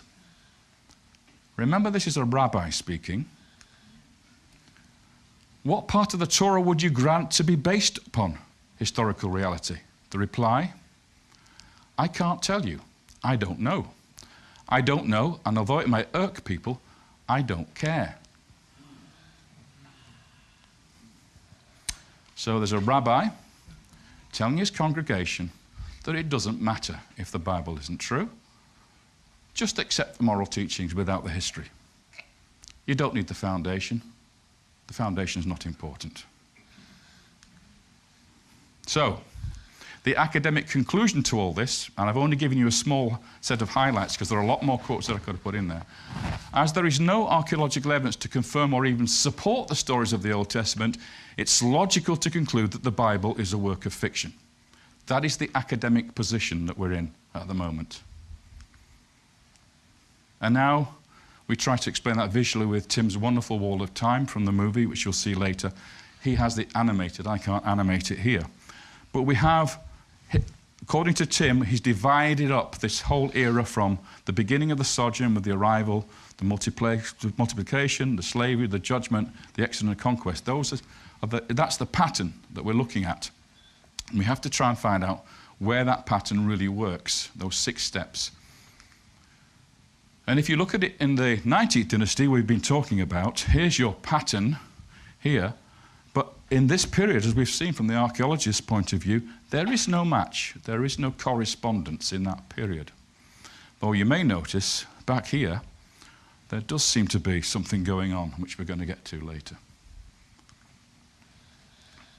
And then those scholars who want to have the 1450 BC date, the date that's actually in the Bible, the date from the time of the construction of the temple back 480 years, you get to this period of around 1450 BC, and we find ourselves now in the 18th dynasty of the New Kingdom, and again we have an exodus with nothing corresponding in the archaeological record in Egypt. And ironically, these 2 pharaohs are now, in those 2 models, the pharaohs of the Exodus. Ramesses II in 1250 and Pharaoh Thutmose III in 1450 BC. They happen to be the 2 most powerful, influential, and richest pharaohs in the entire New Kingdom history of Egypt. How likely is it, therefore, that in the most stable periods of Egyptian history, the Israelites destroyed the country, left it in complete destruction and abandonment, went off to conquer the Promised Land without the Egyptians making any effort to stop them? There is no sign at all in those 2 reigns of a crumbling of the Egyptian state. There is absolutely no sign in these 2 reigns of any sort of loss of control in Palestine, in Syria, in Canaan, for the window of opportunity for the Israelites to come in under Joshua and actually conquer the place. It just doesn't work. Neither case works. So here we come with the what if. My question was then very simple. What if scholars had been looking in the right places for the Bible stories, but in entirely the wrong time? That was the simple and obvious question to be asked, which nobody had actually asked. Nobody had bothered to ask that question. So if we now look at Jericho, and we look at it in this light, what if we find the Jericho that was destroyed and work from there? If the Bible tells us Joshua destroyed Jericho and is abandoned for centuries, why didn't we look for that Jericho? Instead of saying, oh, well, it's not possible Jericho wasn't there, let's find the city of Jericho that was destroyed. Now, we know where Jericho is, Tel Es Sultan. We always know where the location is. There's no question about the identity of the place. So here we are looking at the Iron Age town that we saw earlier on, the Dark Age, and down here we have the Middle Bronze Age city, a flourishing, powerful city with high walls. So what we're going to do is we're going to start to investigate this city, because this city's walls collapsed. It was heavily burnt and abandoned for centuries, exactly like the Joshua story. And then we have this 600-year gap until the refounding of the city in the time of Ahab and Omri. If you remember the story of Hiel, who comes and founds the rebuilt city of Jericho on the bodies of his 2 sons, one under the gates and the other under the foundations. So the question is, was this city the one that Joshua destroyed? The Middle Bronze 2B city? And if that's the case, then we have to put the conquest right at the point where the city is destroyed, and therefore the Exodus 40 years earlier in this Middle Bronze Age period. So we've moved ourselves from the Late Bronze Age, where the conventional dating is, and we've moved the whole story into the Middle Bronze Age, a whole era earlier.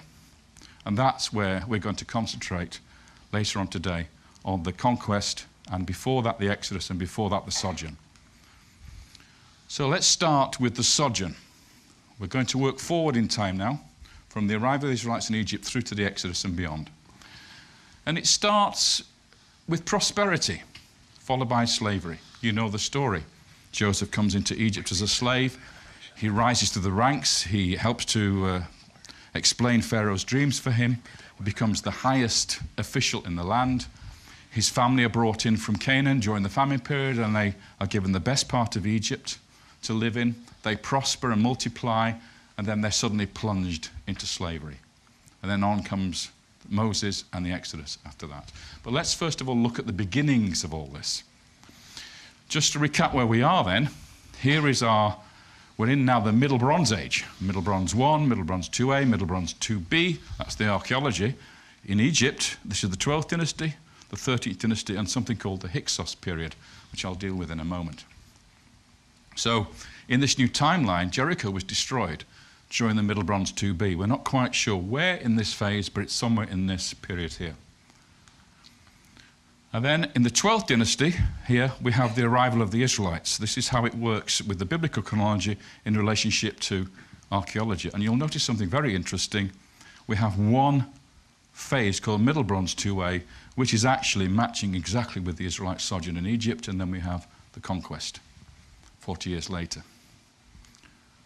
So the Exodus takes place in the transition between Middle Bronze 2A and Middle Bronze 2B.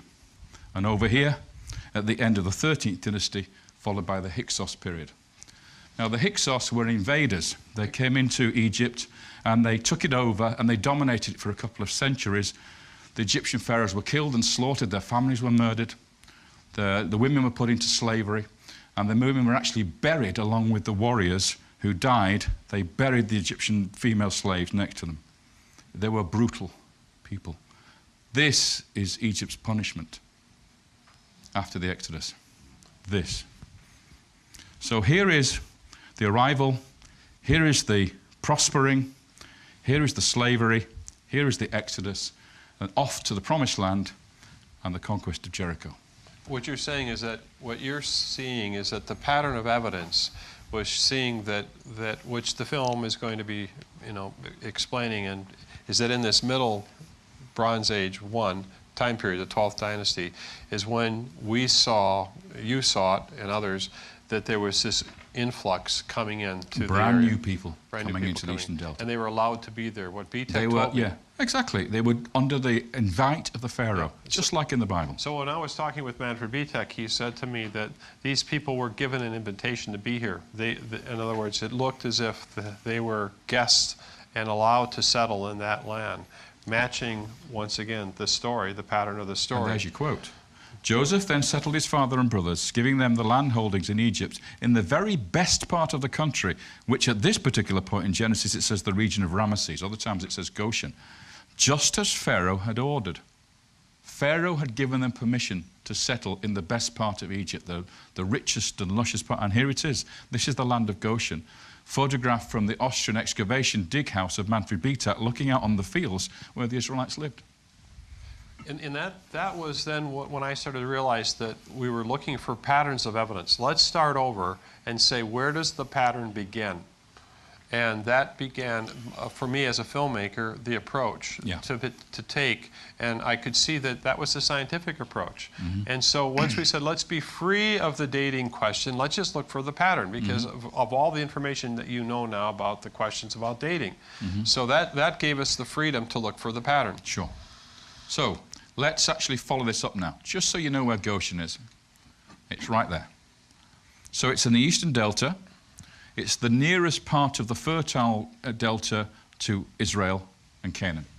Okay? It's on the border of Egypt, effectively, and any Asiatics or Semites coming into Egypt would have settled in the nearest part to their own homeland. That's the area they were given. So what is this land of Goshen that later is called the land of Ramesses? Well, it's located in the Eastern Delta, as we've seen. It's in the nome the Egyptians call Gesem, okay, which is biblical Goshen. And it's by what we call the Pelusiac branch of the River Nile. That's the most furthest east branch of the River Nile. It's on the eastern side of the Pelusiac branch of the River Nile, at a place in this time now, in the Middle Bronze Age, which was known as Avaris. And it later became Pyramesse. The city was renamed at the time of Ramesses II, Pyramesse. And I suppose you want to ask that question now. Well, how did that happen? How come the Bible refers to it as Ramses? Well, it's a little bit like the Dutch founding New York.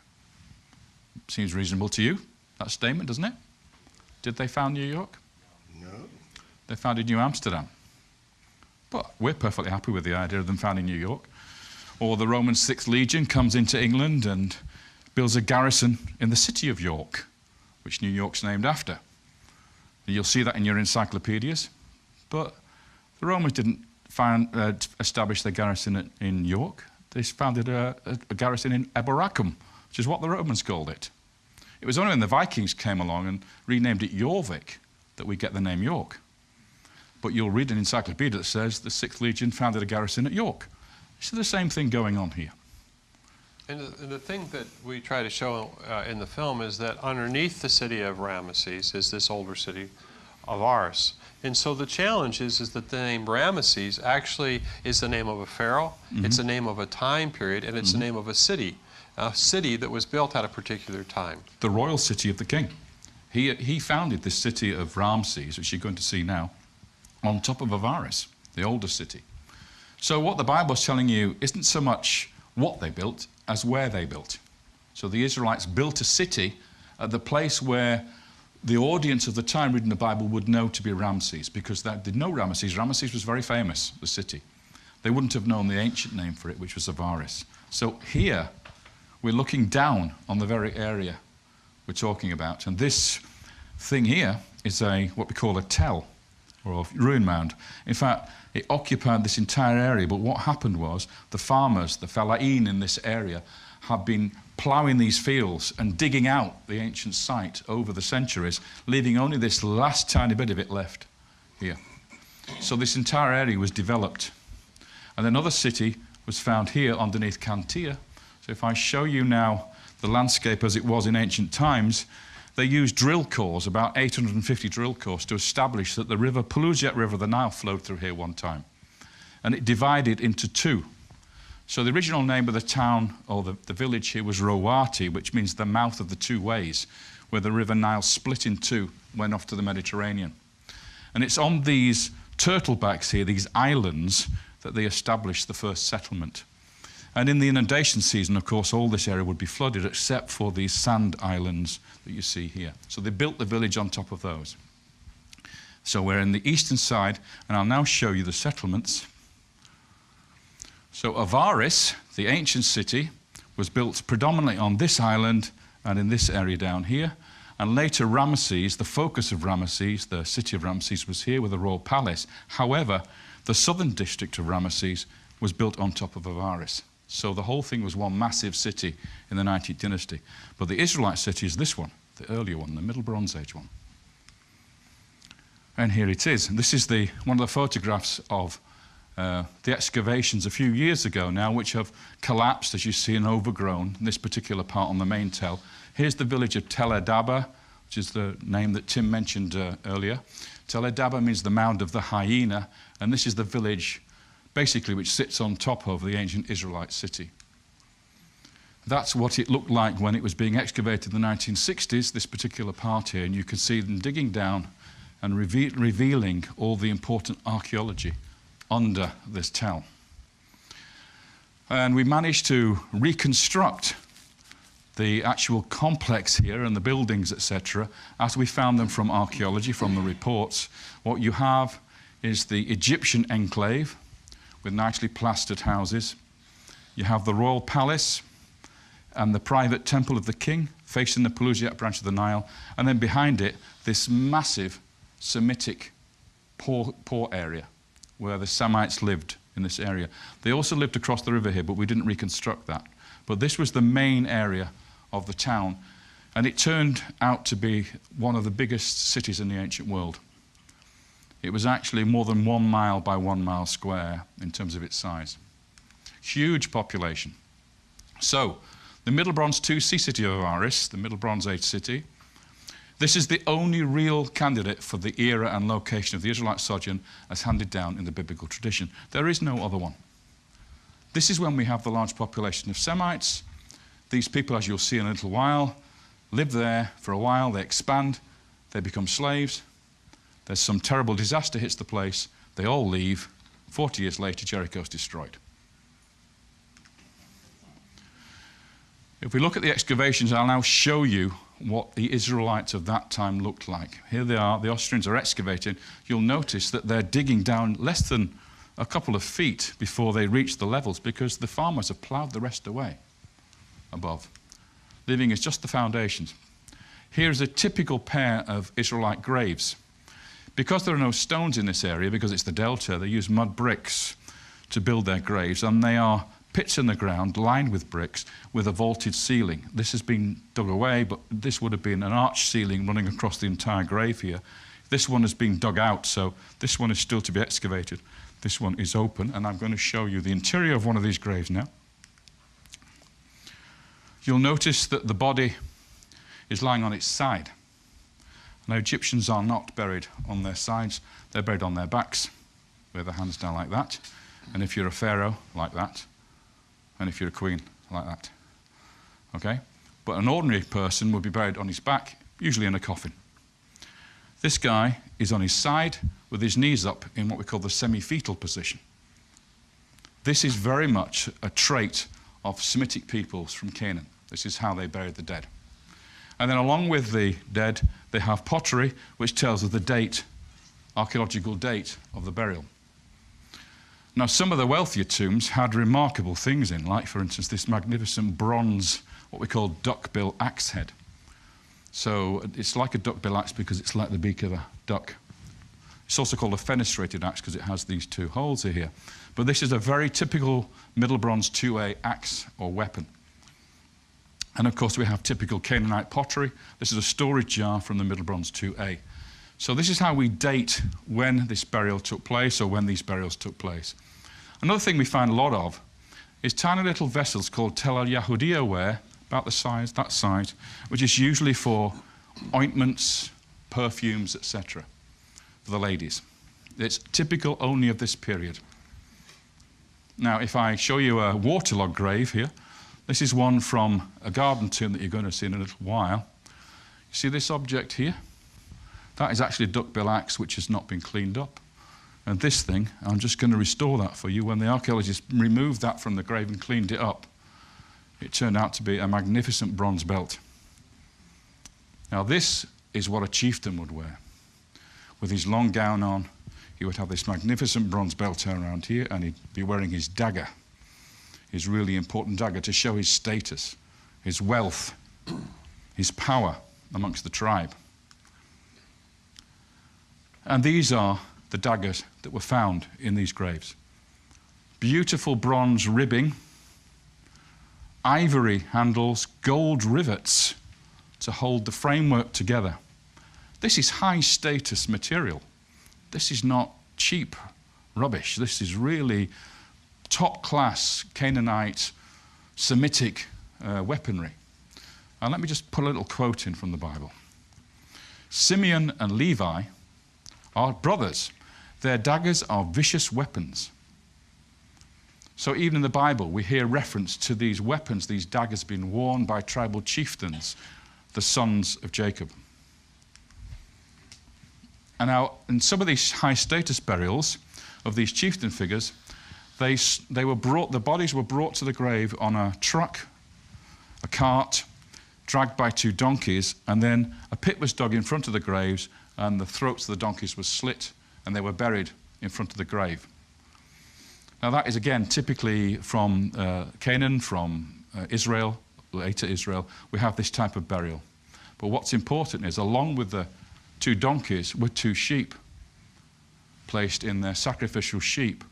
And the bone analysis by the experts on this has demonstrated that these sheep were from North Syria. They are actually the long-haired Syrian variety, which is exactly where the patriarchs came from. And this is the first time we see them in Egypt. We don't have the sheep, this type of sheep, in Egypt until this era. And we all know that the Israelites were shepherds. I think that that's one of the things that always continued to be supportive of the story. The pattern was matching once again, the pattern, the pattern, the pattern. And I think that it wasn't just, I was surprised by some of the other, people who've looked in this. They haven't really thought much about the verses and looked at it and said, well, what are the clues you would look for? Mm-hmm. once again, the pattern, when you start to add up all the pieces, the pattern really started to make sense to me. Because I didn't want to make a film that was off track. I was trying to understand something that was valid, that was legitimate. And we had numerous other scholars that have looked at this and said, yes, this matches the story and the time. But you asked Beat the question, what were these people like? And he told you they were shepherds. Yes. And yet he still didn't identify them as the Israelites. Right. He called, did he say proto-Israelites? Well, no, he doesn't use that word. Well, no, he wouldn't use that word. So they can't see the wood for the trees. It's essentially what he's saying. Mm-hmm. Now, if I'll move on because we're getting a little bit time compressed here. So let's move on to Joseph, shall we? This is the historical events behind the tradition of the sojourn. Well, just before the time when I placed Joseph's arrival, we start to see Semites coming into Egypt. This is from Beni Hassan, and they are wearing, yes, you've got it, multicolored coats. This is the only time in Egyptian history we have visual art of Semitic peoples entering Egypt wearing this type of colored coat. In the New Kingdom, when you have the standard chronology, they wear white coats with trim on their sleeves and around their necks. They don't wear multicolored coats. And here is the leader of the brigade coming in, the 37 people, I would call them Midianites. His name is Abishah, and he's called a Hyksos, or a ruler of the foreign countries, and he's got a fabulous coat, much better than the rest of the men of the tribe. So status is all important here. You get the best coat if you're the leader. This is the time of two pharaohs, Senusret III and Amenemhat III, who were co-regents. This is the father, this is the son. What's noticed about these two is how miserable they are. These are the only two pharaohs in Egyptian history which look like this. Look at the way the mouth is turned down. Look at the furrows here. Look how the ears are turned, big ears are turned around at right angles. Now, in visual art, an art historian will tell you that what this reflects is concern on the part of the pharaoh for his people. It's not smiley, smiley pharaohs here. This is pharaohs who are worried, who are concerned for Egypt, showing concern for it, and it's the only time we see this. And there's a reason for it. This is the Fayum Basin, which we'll come back to in a minute, Great Lake, Birkat Karun. But this is a quote from the Bible. Genesis 41, 17-21. So Pharaoh told Joseph, "In my dream there I was standing on the bank of the river Nile, when 7 fat cows, fat and sleek, came up out of the Nile and began to feed amongst the rushes. And then 7 more cows came up behind them, starved, very wretched and lean. I have never seen such poor cows in all Egypt. The lean and wretched cows devoured the 7 fat cows, but when they had devoured them, it was impossible to tell, for they looked as wretched as ever." That's Pharaoh's dream. That's what Joseph was tasked to interpret. Now, what's important here, and what's not mentioned in the Bible, is that these cows came up out of the Nile. That's not explained in the Bible. But from this connection we've made now between the story of Joseph and Egyptian history and archaeology, we can explain the reason now for the cause of the famine. Now, we all know about Nile inundations. Every year in the late spring, the Nile floods its banks. Waters come down the river Nile from Ethiopia, from the Blue Nile and the White Nile, and they flood the Egyptian plain up to the desert plateau. And this happens regularly every year. But the level that it comes to is very crucial to whether or not Egypt prospers or whether it starves. And what we have down in Upper Egypt, this is Nubia here, there's Abu Simbel, there's Aswan. We come right the way down here to the border of Egypt in this period before we get to the land of Kush, which is in Sudan. We have 2 forts either side of a gorge. One is called Semna and the other one is called Kuma. Here's an aerial photograph of those 2 forts, there and there. And what happened was, in this particular period, in the reign of Amenemhat III, they started to record the heights of the Nile in the inundation, year by year. First time it had happened, they hadn't done it before. And we believe what it was an early warning system to tell people further north how high the flood was going to be. And if I show you a very complicated chart, I'll explain it very quickly. This is the low level of the river for most of the year. This is the standard flood level in modern times. That means the last 2,000 years here. But in this time, in the reign of Amenemhat, we see these records here, and they tell us that the flood jumped from 12 meters up to around 18 meters in year 3 of the king. And then suddenly, a few years later, it zooms up to 21 meters. So we have a massive increase in water coming into the Nile. This is 4 times the typical average flood, 4 times the quantity.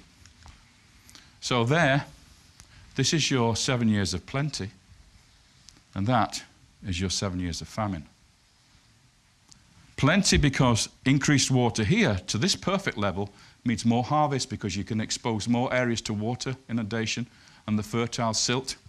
Here, destruction, total destruction. Villages wiped out, cattle killed, drowned, sheep drowned. And the important thing is, if this land is flooded with 4 times the water, it takes 4 times as long for the water to dissipate out to the Mediterranean. So you can't plant your crops. Because when it comes for the end of the season, when you need to plant your seed in the ground is waterlogged. And if it happens year after year after year after year, you get a famine. That's why the cows came out of the river Nile in Pharaoh's dream. The Nile is the cause of both the plenty and the famine. This is the water conditions that they would have been confronted with at the time of planting. So in Genesis 45:6, for this is the 2nd year of the famine. There has been famine in the country, and there are still 5 years to come without ploughing or harvest. Now, if the famine had been caused by a drought, that would not stop ploughing. The only thing that stops ploughing is water. So what does Joseph do about it? Well, he's a genius, this man. This is the great Fayum Lake, and this is what it looks like today. It's called Birket Karun. This is a huge lake.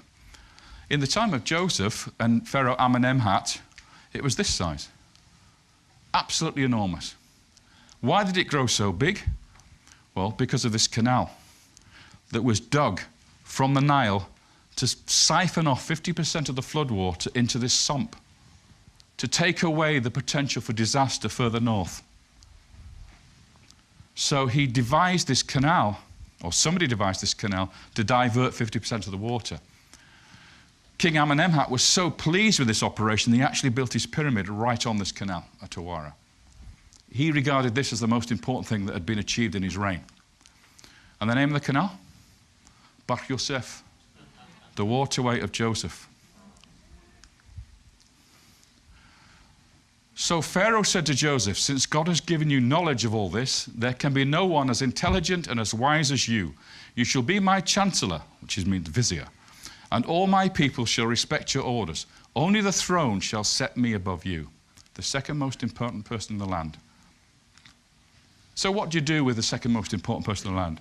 Well, as he gets older, you pension him off with a beautiful house in the land of Goshen, and you can say, you can retire here with your children and your grandchildren and be blessed.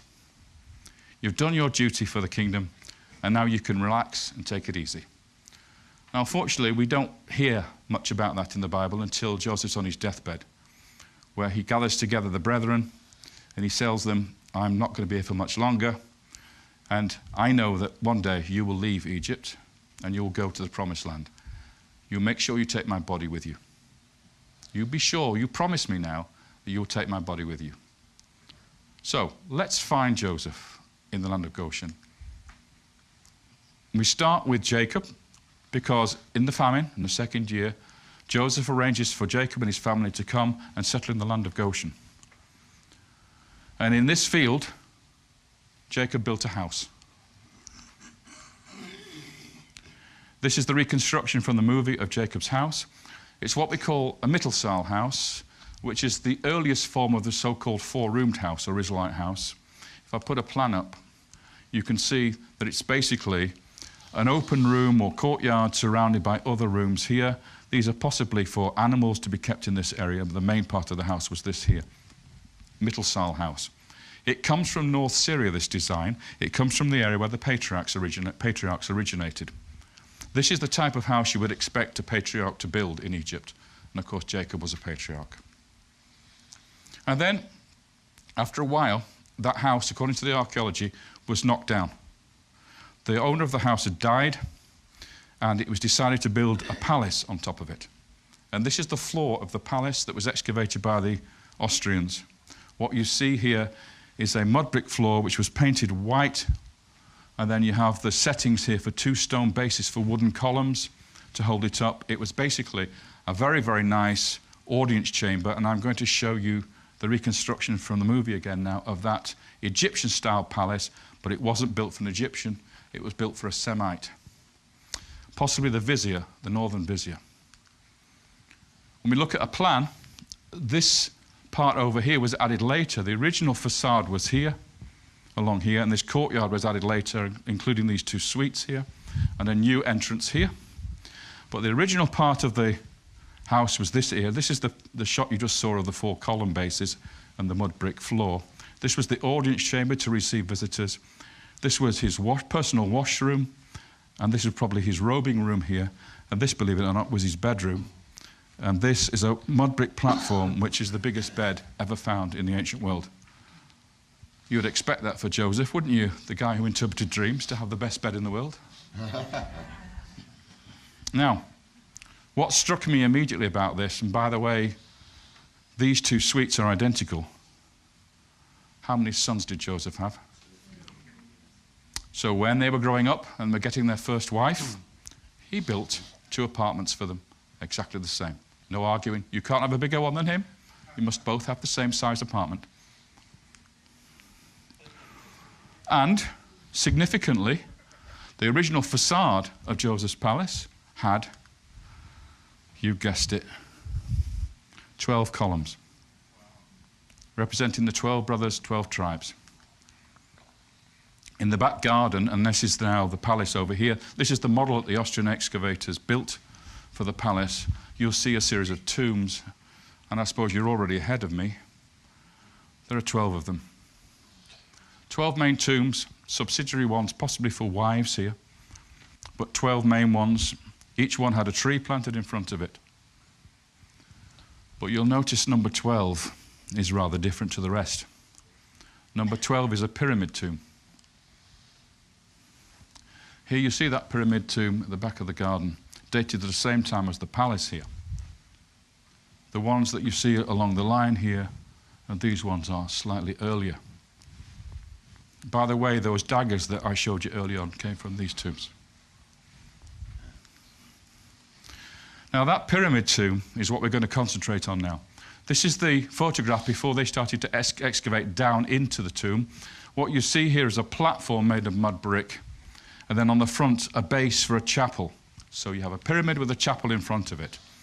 As I say, they haven't started excavating, and now the plan of it looks like this. Here's your platform base for the pyramid, here's your chapel, and underground, underneath the pyramid, we have a mud brick vault where the burial took place.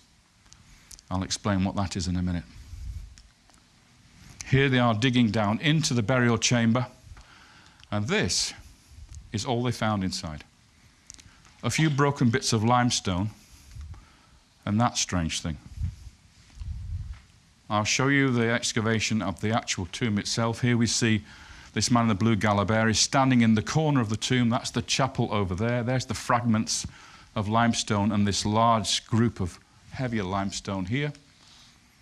That is what we're going to concentrate on in a minute. And looking in the other direction, here is that object again, looking from the chapel towards the burial chamber.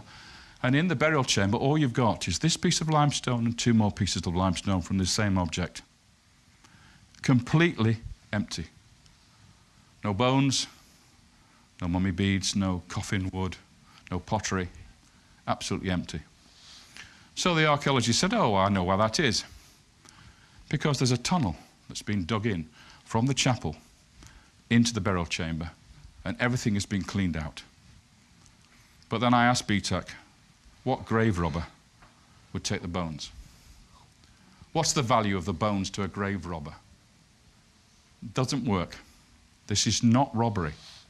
This is removal, pious removal of the body. So now the crunch time is, what is this? Well, it stood in the chapel in front of the tomb. And when they assembled the bits, it was quite clear that it was part of a human statue, the top half. But you'll notice that the whole of the face has been smashed off. This is reconstruction here. The eyes have been gouged out with an axe. Look at this massive hit on the top of the head there. But we also have a throw stick on the shoulder. Well, I'll come back to that in a minute. If we look at the hair, beautifully coiffured, beautifully combed, and the original paint still survives on this statue, red hair, flame red hair. And on the forehead, although you can't see it too well, this is yellow paint. So yellow skin, red hair, beautifully coiffured and combed in what we call the mushrooms hairstyle. And on his shoulder, a throw stick. Now, a throw stick is a symbol of an Asiatic or Semite. So this high official with this statue is an official of state, but he's a foreigner. He's not an Egyptian. On the back shoulder, I began to see, can you see, fragments of paint in stripes. See that one? Can you see them coming in this direction here or on the shoulders, the collar, and then they go down vertically? If I highlight that for you, just a little bit, just to help you to understand it. It's a multicolored coat. So this statue, which is twice life size, seated statue, of a high official of state with yellow skin, red hair, wearing a multicolored coat in a tomb, a pyramid tomb. Now, a pyramid tomb is normally not given to a high official. In this period, only kings had pyramids. Only kings had colossal statues. No individual other than a king would have that. This guy has been honored to the highest level that a king could grant. Art historians have looked at this statue and said that it was carved and made in the royal workshops next to the pyramid of Amenemhat III. Okay, so the king ordered this statue for this individual. So let's restore his face. Red hair, yellow skin, collar, multicolored coat. And this is the reconstruction from the movie of the chapel with the statue. And if only we had the other part of this, we'd be able to read the name of the individual. And this is his name in hieroglyphs, and that's the name of Joseph in his Egyptian name.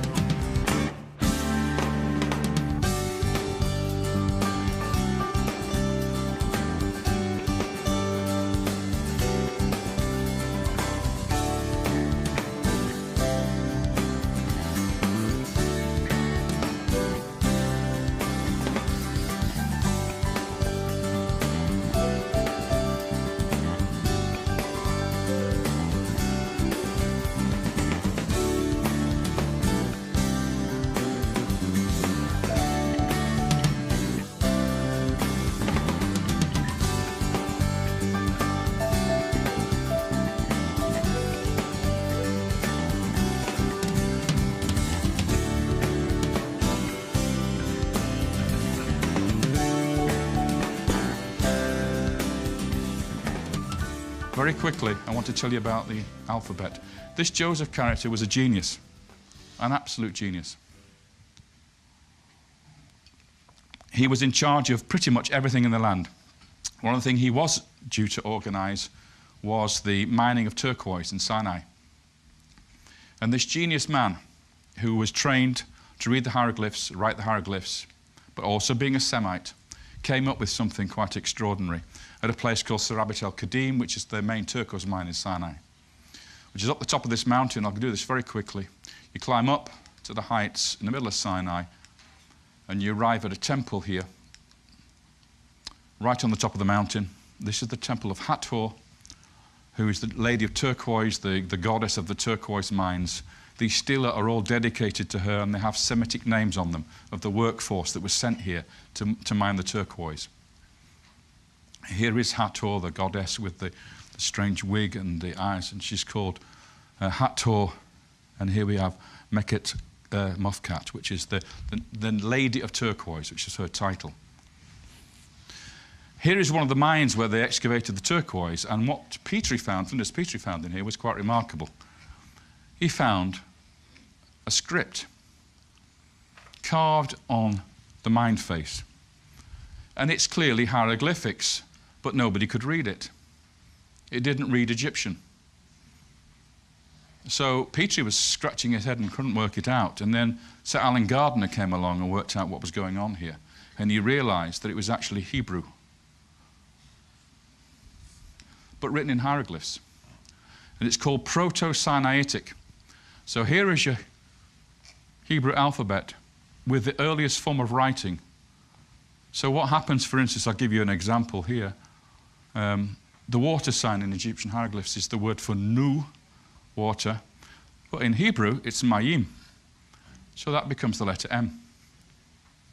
The house, beit, Egyptian pear. Okay, so brilliantly, he takes Egyptian hieroglyphic signs, he actually gives the Hebrew name to them, and the first letter of the Hebrew name becomes the letter of the alphabet. And it can go all the way through the alphabet, right the way down to Tav, which of course is the cross. And this one over here, Aleph, which is the ox.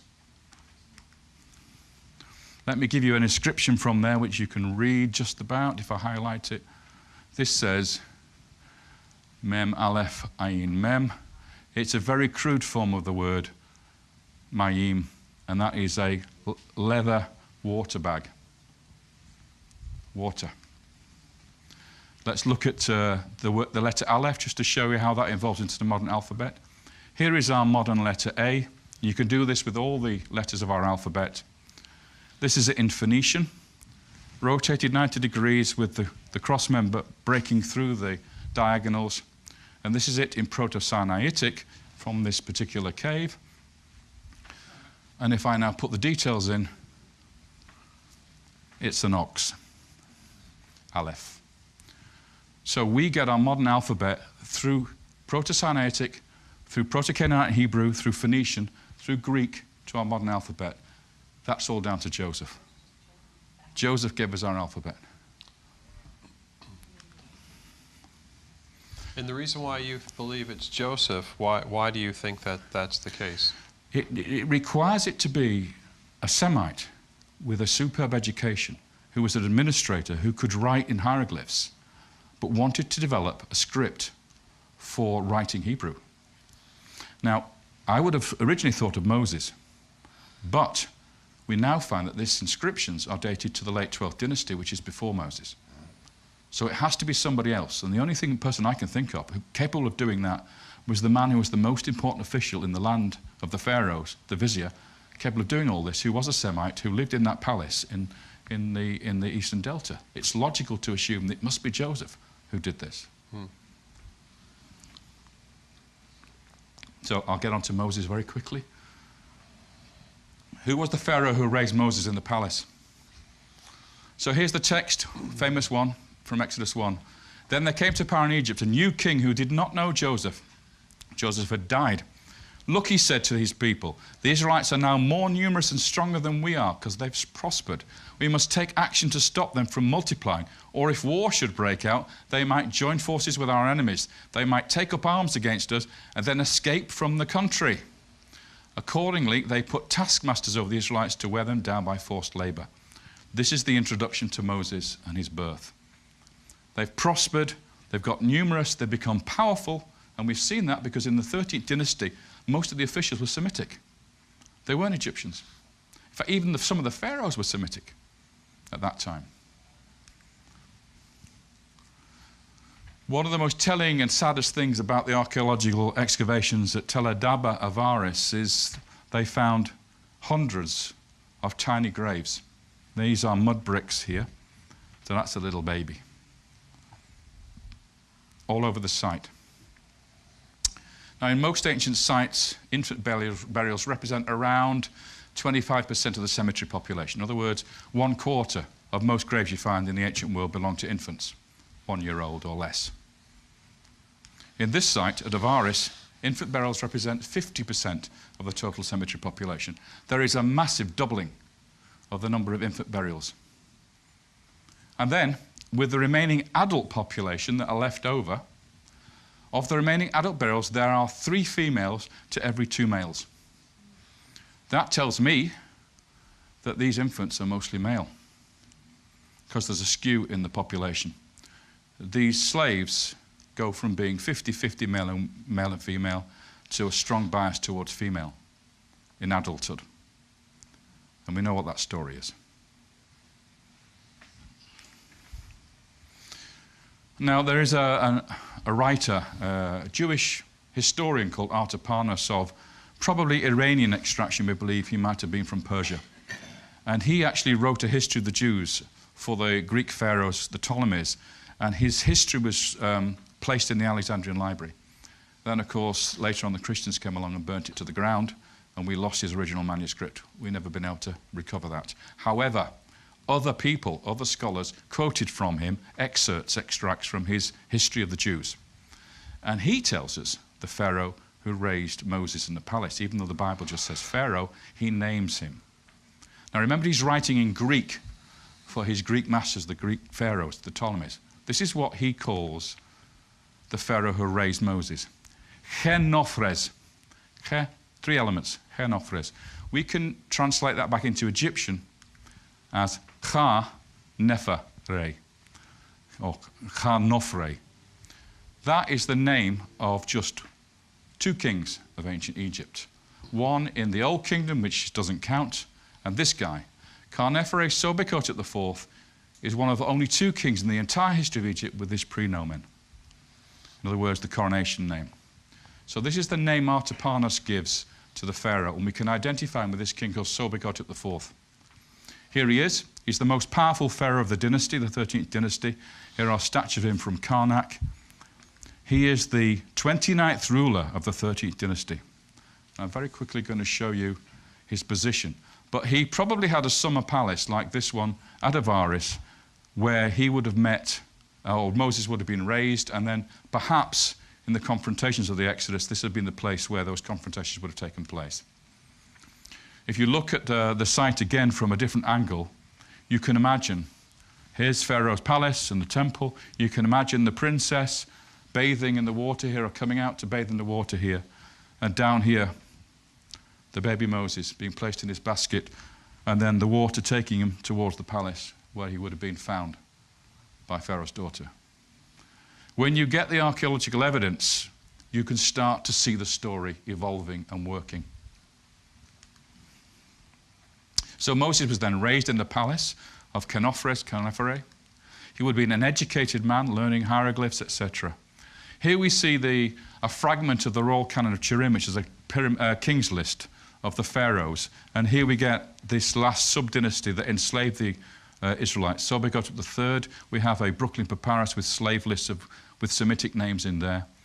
And then we have Neferhotep, a very powerful king, and Sobekot IV, who was the one who was the father, stepfather rather, of Moses. When he died, there's the start of the 13th dynasty. When he died at the bottom of the papyrus, the 29th king, we come to the next column over here. We need to be looking for the Pharaoh of the Exodus. So if I go 45 years down, it's approximately 45 because we don't have the exact dates, we come to this little fragment of the papyrus here, and the name Dudimose. Remember that name, because he's the Pharaoh of the Exodus, not Ramesses II. This nobody, this guy who nobody's ever heard of. He's virtually the last king of the 13th dynasty. And it's his time when this happens, according to Manetho. Have you heard of Manetho? He's the Egyptian priest who wrote a history of the Egyptians, who mentions, quoted in Josephus, who mentions this. And this is quite striking. In the time of a king called Ptolemaeus, remember he's writing in Greek again for the Ptolemies. Ptolemaeus is Dudimose. In his reign, for what cause I know not, a blast of God smote us. And God here is in the singular. You would expect an Egyptian to be writing, and the gods smote us. But he doesn't. He refers to one God smiting the Egyptians. And he continues, and Kai in Greek, which means what follows on from God smiting. Unexpectedly, from the regions of the east across the Sinai, invaders of obscure race marched in confidence of victory against our land. By main force, they easily seized it without striking a blow. And having overpowered the rulers of the land, they then burned our cities ruthlessly, razed to the ground the temples of the gods, and treated all the natives with cruel hostility, massacring some and leading into slavery the wives and children of others. That is the punishment of Egypt. That is post-Exodus, the invasion of the Hyksos, coming into Egypt, being able to take over the land without striking a blow. There is no army to defend Egypt. Why? It's at the bottom of the sea. Otherwise, Egypt would have been defended by the army. And at this very moment, at the city of Avaris, Toledaba, in stratum G1, the Austrians came across scores of pits in the ground, shallow pits, with bodies thrown in on top of each other. Look how this guy's leg lies across this guy's chest. This one is flat on his back, that one's on his stomach. Here's another example. This guy has just literally been tossed into the grave and his arms fallen forward. Bitak, the excavator, says what happened in Egypt at this moment was a terrible plague struck the place. And the people died. And they had to bury them in emergency burials for fear of contamination of the survivors. And right afterwards, the entire Asiatic quarter of the city vanished. They simply closed their doors and they left. And for a period, we're not too sure how long, maybe 5 years, 6 years, the place was left to the drifting sand. And then in came the Hyksos and occupied the site and completely bulldozed it flat and built a mortuary cult on top of this site, where they buried the Hyksos kings. At the end of stratum G, marking the end of the 13th dynasty, the main Tel area was abruptly abandoned and the Semitic population vanished. So here we are, this is the location now we're dealing with. We're not saying Ramesses in the 19th dynasty was the pharaoh of the Exodus. We're saying it happened down there under Dudimose at the close of the 13th dynasty. And this, 40 years later, or approximately 40 years later, is when we should be looking for a Jericho that was destroyed. And then we have the Egyptian collapse with the Hyksos dominating the country for 2 centuries before the recovery in the 18th dynasty. So, we're not going to deal with where they went, because that's for the next film. So I'm going to very quickly jump forward to the conquest. And I should be able to wrap this up within the time we've got left. So remember our chart. We have the Iron Age town built by Hiel on the body of his 2 sons in the time of Ahab, circa 800 BC. Then we have, going backwards, the 600-year gap at Jericho. Then we have the destruction of the Middle Bronze Age city, destroyed by Joshua. And David, what you're saying is that this Dudimose and the end of his kingdom and the dark, or the second intermediate period, is right there. That right at that spot. The second dark age hits in right at that spot. Okay. And it's caused by the Israelites and God, destroying the Egyptians. The walls collapse at Jericho. There's heavy burning of the site, and the site is abandoned, as I say, for 600 years, just as in the biblical story. Joshua 6:20 and 26. When the people heard the sound of the trumpet, they raised a mighty war cry, and the wall of Jericho collapsed then and there. once the people stormed the city, each man going straight forward, and they captured the city. And at that time Joshua made them take his oath before Yahweh.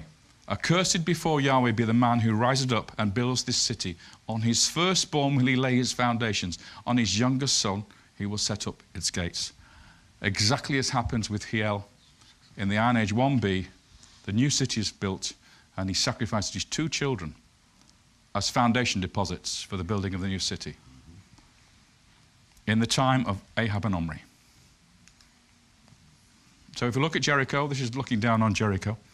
Excavated in the 1950s by Kathleen Kenyon.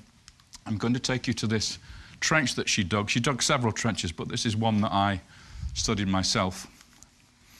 Here is the trench during the excavations. You see she dug right down into the tell. Here's me examining the stratigraphy, because when you cut down into a trench, you can see the different layers, one on top of the other. And what I'm going to show you now is the structure of the defensive system, which is a foundation of the wall that's on the top of the tell here, a sloping rampart made of plaster, a glacis we call it, at the bottom a revetment wall made of stone. And so it's virtually impossible to attack this monstrous structure, these high walls that you see at Jericho in the Middle Bronze Age. Let me put together on top of that the existing structure, which has now disappeared. So you have the revetment wall made of stone at the bottom, you have the plastered slope glacis here, and you have the city wall at the top. And when Kathleen Kenyon excavated this, she found the wall had collapsed and had rolled down and was ended up at the bottom. The mud bricks from the top wall ended up at the bottom. The walls came tumbling down. And then they set the thing alight and burnt the whole city to the ground. So again, this is the wonderful reconstruction from the movie. When the archaeologists were excavating the houses, they found large storage jars full of grain. This grain was heavily charred from burning. But what this tells us is when the attack took place, when the destruction took place, it took place shortly after Passover, because that's when the harvest is brought in from the Jordan Valley. And we know it wasn't a long siege because the jars are still full. It must have been a very short siege of the city.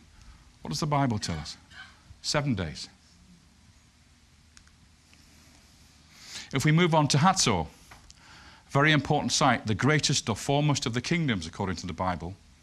It was the royal citadel of a king called Jabin, who was the top knob of the area. Joshua 10:11. Joshua then turned back and captured Hatzor, putting its king, called Jabin, to the sword.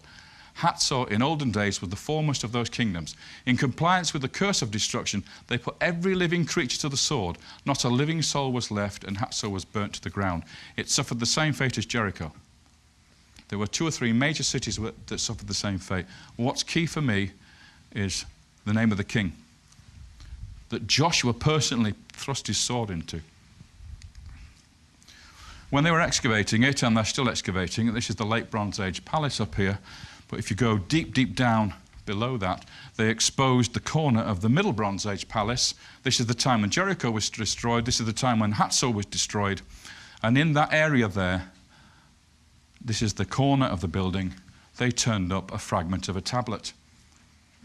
In cuneiform, Akkadian, because this was the lingua franca of the region. This is how diplomats wrote to each other at this time.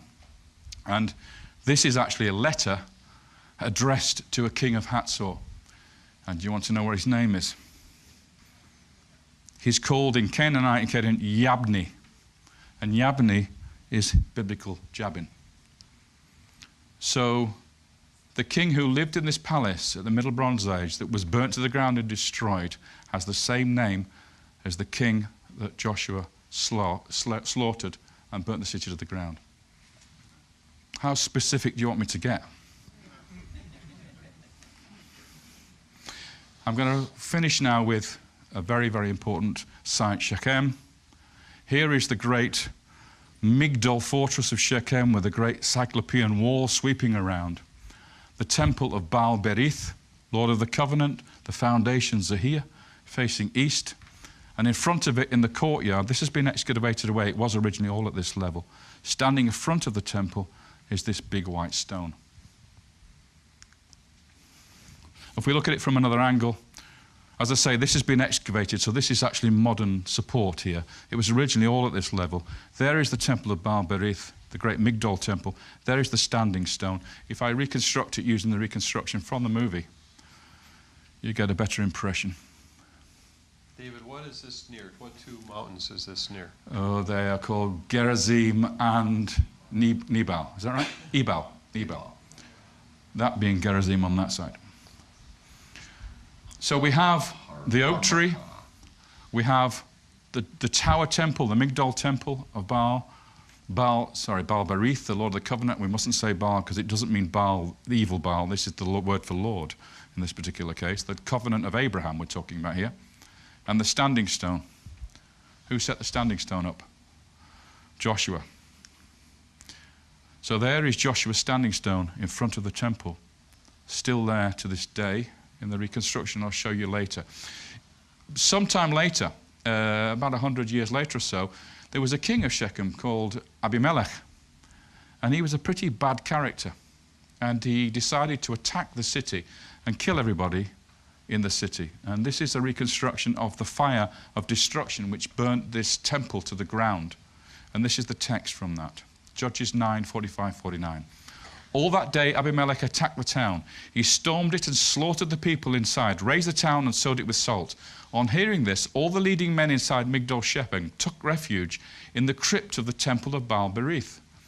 Abimelech's men piled branches over the crypt and set it on fire over those who were inside, so that all the people in Migdol Shechem died, about 1,000 men and women. And what does archaeology show us? That this temple was destroyed by fire about 100 years later, exactly matching the story in the Bible, the book of Judges. So, this monolith here is one of the most important artifacts from the Bible. Joshua 24:25-28. That day, Joshua made a covenant for the people. He laid down a statute and ordinance for them at Shechem. Joshua wrote these words in the book of the law of Yahweh. He then took a large stone and set it up there under the oak tree in Yahweh's sanctuary. Joshua then dismissed the people, everyone to his own heritage. This was the renewal of the covenant, and that is the covenant stone of Joshua. If you go to Nablus today, ancient Shechem, you see that standing there, stone daubed in Intifada graffiti by the youths, and then painted over in yellow paint to cover what they've written on it. Standing there forlorn, not recognized by anybody. The Israelis don't recognize it. The archaeologists don't recognize it for what it is. It's so obvious what it is, but of course, it's 300 years too early to be Joshua's standing stone. So it can't be. Neither can that be the temple which Abimelech destroyed and burnt to the ground. So, let's look at our wall of time one more time. Now, when we didn't have any matches over here in the 19th dynasty or the 18th dynasty, suddenly we have a perfect match between the arrival of Joseph and Jacob in the Middle Kingdom towards the end of the 12th dynasty. The growth and multiplication of the city of Avaris, so it becomes one of the biggest cities in the ancient world, teeming with Semitic peoples. Suddenly a slavery comes along. A change of dynasty happens where you get this sub-dynasty of major strong pharaohs who are native Egyptians who decide to enslave the population. We see it in the bones of the burials. We see it in the children, the infants that are buried, the massive increase in the burial of infants. And then we see the death pits at Avaris. And suddenly the whole population of Semites leaves the city and disappears. And then immediately following that, the Hyksos arrive, invade Egypt, and literally take over the place for 2 centuries, brutalizing the Egyptians. And finally, 40 years afterwards, in the Middle Bronze Age here in Canaan, we have a destruction of Jericho, where the walls fell down, where the city was burnt to the ground, and was abandoned for 600 years, where Jabin was killed at Hatzor, where the site of Shiloh was founded for the ark for the very first time, and where at Shechem we find the covenant stone of Joshua erected by the leader of the Israelite tribes. I don't know how I can make it more factual than that. I don't see how anybody could ignore that evidence. I really don't. But that's what we have, and that's the fight we've got to fight, because the evidence is there. It's now a case of persuading everybody to look seriously at this model, because it gives us the answers we've been looking for. Thank you.